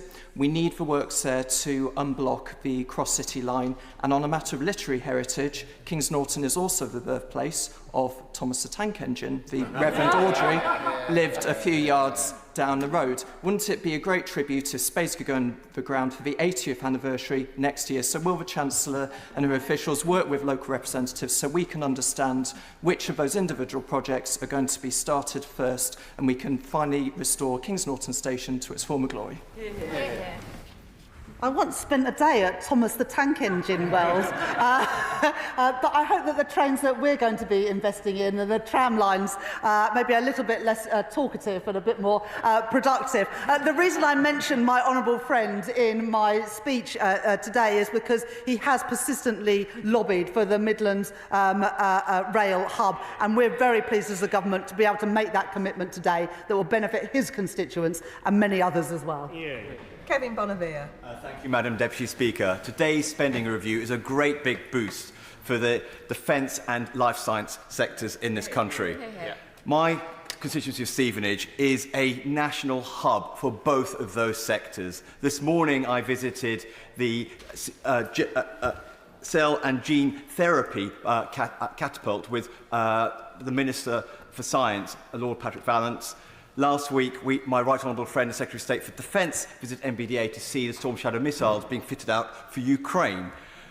Today's extra investment will be a great big welcome in my town of Stevenage. Young people want those new jobs. When can they expect to see the benefits of that new investment? There's huge opportunities in Stevenage, both in life sciences and in the defence sector, to take advantage of the investment that we're putting in, whether that's in R&D or lifting defence spending to 2.6% of GDP in the next 2 years. And I know that businesses, working with their tireless local MP, will make sure that that investment gets to Stevenage. Sam Rushworth. Madam Deputy Speaker, a third of children in Bishop Auckland live in poverty, and so I welcome today's spending review, which set out how they will benefit not just from the free breakfast clubs, but also the extension to free school meals, for warmer homes, more access to sports and the arts, and also, frankly, that their parents will be getting the pay rises that they deserve under this Labour government. But many of those children live in deprived neighbourhoods, which have seen big cuts to social infrastructure over the last 15 years, including the closure of swimming pools, youth clubs, Shorestat centres for sure, boxing gyms and the likes. So I noted with interest on page 36 a reference to 350 deprived communities across the UK being invested in by this government. And I wonder if the Chancellor could say more about that, because there are no figures actually in here. And if she can't give a full answer today, if I could engage with her office on this. This will be a scheme operated from MHCLG. We announced some of the neighbourhoods that will benefit from that investment today. This is not something that neighbourhoods will have to bid for. This will go to the communities that need it most. And the Deputy Prime Minister will be setting out in due course all of the 350 neighbourhoods that will benefit from this investment. Joe Powell. Madam Deputy Speaker, under the Conservatives, London's housing crisis escalated to dangerous levels, with one child in every classroom in temporary accommodation. So I warmly welcome the £39 billion for the Affordable Homes Programme, but also the 10-year rent deal and the new low-interest loans, but also something I've been pushing for, and I can see the Minister for Building Safety has entered the chamber, which is equal access to the Building Safety Fund for housing associations, so that money can go towards improving conditions of homes and not to remediation. Can the Chancellor outline how this package will tackle London's housing crisis, including in my constituency, one of the most unequal parts not only of London but of the country? I thank my honourable friend for that question, and it's good to see the Minister in his place to hear it too. It's really important that as we invest in the social and affordable housing our capital city but our whole country needs, that we're investing in the right places, but also it has the potential not just to provide the homes that people need, but also reduce that pressure on local authority budgets and national budgets, where so often they are picking up the costs of failure because of the failure of previous governments to invest in social and affordable homes. Jacob Collier. Deputy Speaker, can I also warmly welcome the investment in the Midlands Rail Hub, which will mean 150 extra trains a week through Burton, and the investment in Rolls-Royce in the small modular reactors and nuclear subs that will benefit my constituency and local jobs. She announced a huge package around transport, and she will know that I've been pushing for improvements on the A50, A500 and infrastructure around Branston Bridge. Can she say more about when we can expect an announcement on the road investment strategy? It sounds like it's a pretty good day to be an MP in Burton. We're pleased to be able to make those investments both in the Midland mainline hub, but also those investments in nuclear technology, as well as the additional housing investment that will go into Burton and places across the country. The allocation has been made to the Department for Transport, and the Secretary of State will set out in due course, and we will be setting out more detail in the 10-year National Infrastructure Plan next week. Joanna Baxter. Thank you, Madam Deputy Speaker. 14 years of the Tories 18 years of the SNP have left many Scottish high streets in desperate need of investment, including those in my constituency of Paisley and Renfrewshire South. So I welcome the Chancellor's announcement today to invest in new community funds, bringing the total of UK Government direct investment in Scottish local growth funding to almost £1.7 billion. So can I ask my right honourable friend if she would agree to come to Paisley to see why Paisley High Street deserves a slice of that very substantial pie? Yeah. Well, I thank my honourable friend for that kind invitation. I look forward to being with her in Paisley and Renfrewshire before too long. It is the case that too many high streets, after 14 years of Conservative government, but the additional 18 years of SNP government in Scotland has left many communities on their backs. And the investments that we've announced today in this spending review, and particularly the multi-year nature of these investments, is about turning those communities around so that more people can have pride in the places that they live. Elsie Blundell. Thank you, Madam Deputy Speaker. I welcome the Government's announcement of an additional £2.5 billion into Greater Manchester. This will have a real benefit for my constituency and the town of Haywood, which will get the tram for the first time. What can the Government do, together with the Greater Manchester Combined Authority, to make sure we get shovels in the ground as quickly as possible? Councillor. I thank my honourable friend for that question, but I would also like to thank her for the lobbying that she did. Because of the efforts of my honourable friend, Haywood will now get that metro station, and working together with the Mayor of Greater Manchester, we will ensure that those spaces are in the ground quickly so that her constituents can benefit from this additional investment that this government is putting in. Dr Zabir Ahmed. Madam Deputy Speaker, it's clear from my right honourable friend's statement today that she understands Scotland and she has left no stone unturned in backing Scotland's economy. But my right honourable friend's ambition, unfortunately, despairingly, is not matched by the SNP government in Holyrood. So will she join me in urging the SNP government to end their ideological blockade on the defence industry, on the nuclear industry, so that finally my constituents in Glasgow South West can access the skills, the jobs and the prosperity that this Labour government is investing in? Councillor. In the statement today, we were able to announce investment in Acorn in Aberdeenshire, investment in Great British Energy, headquartered in Scotland, and of course substantial investment in defence, £11 billion extra by the end of the spending review period to keep our country, keep our continent of Europe safe. Scotland and Glasgow has a proud tradition in defence sectors, but an ambition that's not matched by the SNP government. This Labour government is backing defence across the whole UK, including in Scotland. Amanda Martin. Thank you, Madam Deputy Speaker. I'd like to thank the Chancellor for listening to me on behalf of Portsmouth residents in today's review. Be that in commitment to investment in building British in our defence sector, backing our SMEs, investing in our country's securities and investment in our Royal Navy base. Or investment in our NHS, investment in education, young people and indeed across our public services. And something really important to my constituency is housing. With £39 billion affordable housing pot and a local growth funding targeted to reach 100 communities, under Labour there is now a real chance to address housing needs in Portsmouth. Madam Deputy Speaker, I'd like to ask the Chancellor how I can work with her and the Deputy Prime Minister to ensure this ambitious investment is wholeheartedly embraced by my Lib Dem Council, so we can ensure that they are as ambitious as we are for Portsmouth people, and so we can finally see action, Madam Deputy Speaker, and finally see much needed homes for the people of Pompey. Chancellor. I thank my honourable friend for that question, and I think the whole House pays tribute to the people of Portsmouth and their commitment to our country's defence. On affordable housing, well, look, in the Planning and Infrastructure Bill and the planning reforms we've already announced, we're enabling the building of these homes. And what we're doing today with the £39 billion is putting the money there so that we can build social and affordable homes. But it is disappointing that Liberal Democrats don't back our planning and infrastructure reforms, because unless you back those, it is very hard to get Britain building again and very hard to build the 1.5 million homes that people in Portsmouth and our country desperately need. Jill German. Thank you, Madam Deputy Speaker. I warmly welcome the Chancellor's statement and, like my honourable friend, in particular, the historic £445 million of investment into our rail in Wales. And I'd also like to echo his thanks for the tireless representation of our Secretary of State for Wales and our Welsh Labour MPs.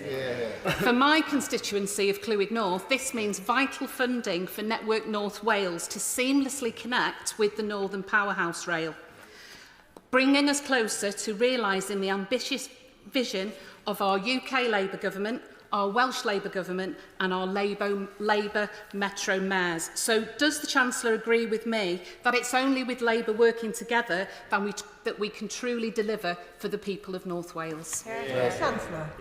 We've finally got a Labour government here and a Labour government in Wales to work together for the people of Clwyd North and all people right across Wales to make those investments, including the significant investments today that we've announced in transport. And I'd like to pay tribute to all of the Welsh Labour MPs who have lobbied me so extensively to get this investment into Welsh Rail. I was left with no doubts about what the priority was for the people of Wales: transport investment, as well as the investment that we put into coal tip safety. And I'm pleased to have been able to set that out in the spending review today. John Slinger. Thank you, Madam Deputy Speaker. In the age of anger that our opponents seek to exploit, we need a responsibility revolution. And this government has taken responsibility by taking tough decisions to stabilise the economy and carry out the long-term reforms. So, does my right honourable friend agree that it's her responsible approach, not cakeism 2.0, Trussonomics or reforms fantasy economics, that enables today's very welcome investment that will benefit my constituents, whether it's in healthcare or indeed the green transition and defence investment that will help GE Vernova employ hundreds more people in my constituency of Rugby? Chancellor. I thank my honourable friend for that question. We had to make difficult decisions last year to put the public finances on a firm footing after the appalling economic management of the party opposite, which sent interest rates soaring and put pensions in peril. Something that was welcomed, I think, a big supporter of Liz Truss, the current Shadow Chief Secretary to the Treasury, and that's why he's got the word shadow at the front of his name. Economic responsibility is absolutely essential. I set out the envelope for public spending in the budget last year, and we've allocated that money today. Not a penny more, not a penny less. Mark Ferguson. Thank you, Madam Deputy Speaker. A Labour government, a Labour Chancellor, a Labour plan. 500,000 children getting free school meals. Huge investment in our National Health Service, jobs and opportunities closer to home, and £39 billion for affordable housing. Fantastic for my community. But does she agree that people in Gateshead and Wickham may benefit the most from the changes that she made to the Green Book? And does she also agree with me that it gives communities like mine huge opportunities for the future? Chancellor. My honourable friend has been a big advocate of reforms to the Green Book, and we're pleased to be able, after setting up that consultation in January, announce those changes today to get more investment in places including in the north of England, in Gateshead and Wickham. But my honourable friend is also a big champion for free school meals, and I'm really pleased that in this spending review 500,000 more children will get free school meals, lifting 100,000 children out of poverty. Lorraine Beavers. Thank you, Madam Deputy Speaker. I welcome the Government's commitment to investing in Britain's future, tearing up the old rule book which held back constituencies like Blackpool North and Fleetwood for too long. My constituents need to feel the benefits now. We need better transport infrastructure, including our train line reopened, and more jobs. Can the Chancellor confirm that Blackpool North and Fleetwood will get the attention the party opposite refused to pay it? I thank my honourable friend for that question, and Blackpool will benefit from the Affordable Homes programme, from the free school meals for children, from the rollout of breakfast clubs, but also stands to benefit from the increase in the local transport grant, which we're increasing fourfold compared to the plans we inherited from the party opposite. Jim Dixon. Thank you, Madam Deputy Speaker. People in my constituency of Dartford will hugely welcome today's statement, not just for the investment in public services, so in schools, in the NHS and in new homes, but also the commitment to investment in transport infrastructure, because people in Dartford are sick and tired of living in terrible congestion caused by the Dartford crossing, but also due to the collapsed Galley Hill Road in Swanscombe. So can the Chancellor reassure me that not only will families be better off in Dartford as a result of the spending review, but also it will help to get Dartford moving? You've got the I thank my honourable friend for that question. And in January this year, I did give this government's backing to the Lower Thames crossing. We've set out the allocation for the Department for Transport and the Secretary of State for Transport, and the 10-year infrastructure plan will set out more detail in due course. Yeah. Claire Hughes. Mr. Speaker, can I thank the Chancellor for her statement and for what is a record-breaking settlement for the Welsh Government to invest in public services in Wales. Right. On rail, so I understand that the honourable member opposite might not be happy with the announcement, but I'm sure that my constituents in Bangor Aberconwy, as well as those of my constituency neighbour for Clwyd North, will be absolutely delighted. They rely on the North Wales Main Line to get to work. So will the Chancellor agree with me that investment in rail is about so much more than trains and tracks? It's about connecting people across Wales with opportunities and jobs. Councillor. I thank my honourable friend for that question and also for making those representations to myself and to the Secretary of State for Transport of the importance of better rail connections so that people in Bangor and Aberconwy and across North Wales can better access good jobs and public services. And that's why we've put that £445 million in at the spending review today. And the final question, Gregor Poynton. Thanks all for staying. Thank you, Madam Deputy Speaker. I warmly welcome the Chancellor's statement today. It shows that this Labour Government is investing in Scotland's renewal, and I particularly welcome the funding allocation for the Acorn Capture and Storage project. It is a project that will unlock billions of pounds of private investment and create high-quality jobs in Scotland. Can I ask then the Chancellor how this will create jobs in my constituency of Livingston and also support sites like Grangemouth to thrive? Chancellor.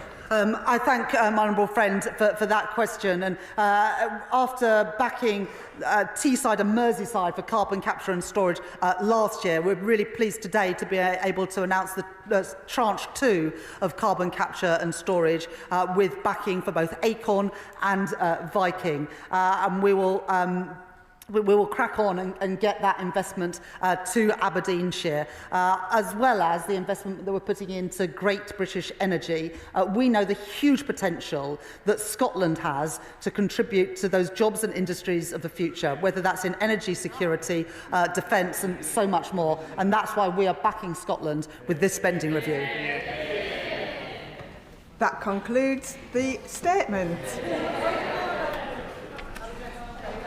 Point of order, Liz Saville-Roberts. And I have endeavoured to contact the Minister as well. During Wales questions, the Secretary of State accused me of unintentionally misleading the House when I raised concerns about the reclassification of the East-West Oxford to Cambridge rail line as an England and Wales project, thereby denying Wales its full share of consequential funding. She claimed that the previous classification as England only was merely, and I quote, a Conservative publishing error, and insisted all heavy rail projects would now be classified in such a way so as to deny funding, of course, to Wales. To my surprise, however, the 2025 Statement of Funding Policy still lists the Oxford and Cambridge line as England only. This contradicts the Secretary of State's assertion and raises questions about the accuracy of her comments in the House.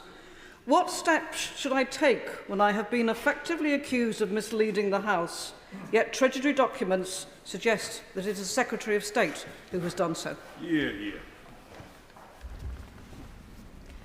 I thank the honourable member for giving notice of her point of order. The Chair is not responsible for the content of members' speeches. However, the Treasury front bench have heard the honourable member's point of order, and I am sure that the Secretary of State will seek to correct the record if necessary. Point of order. Point of order, Jim Allister. Thank you, Madam Deputy Speaker. The whole House, as I am, will be appalled by the grotesque and wanton violence which has afflicted Ballymena in my constituency, and also appalled by the sexual assault on a young 14-year-old girl. There can be no excuse for the resulting violence.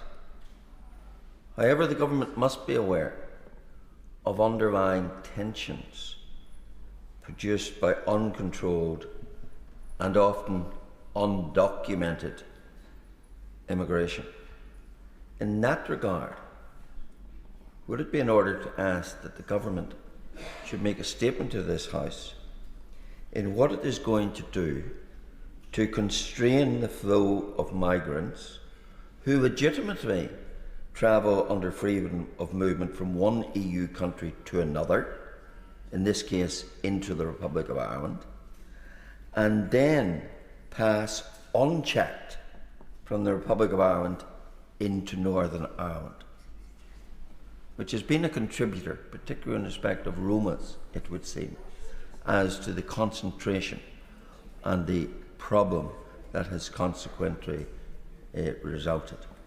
None of that excuses violence, but it is a matter of concern to many. So can I ask, how can I obtain a statement from the government as to how it imposes to address that gap in our controlling who comes and who goes from our own country? I thank the honourable gentleman for his point of order. I've had no notice that the government intend to make a statement. However, the government benches will have heard his comments and now on the record, and he will also have an opportunity tomorrow at business questions to raise this matter again.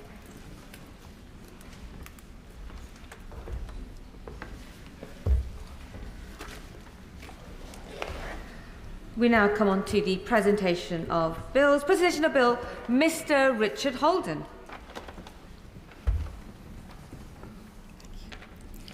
Animal Shelters Licensing Bill. Second reading what day? Friday the 20th of June. Friday the 20th of June.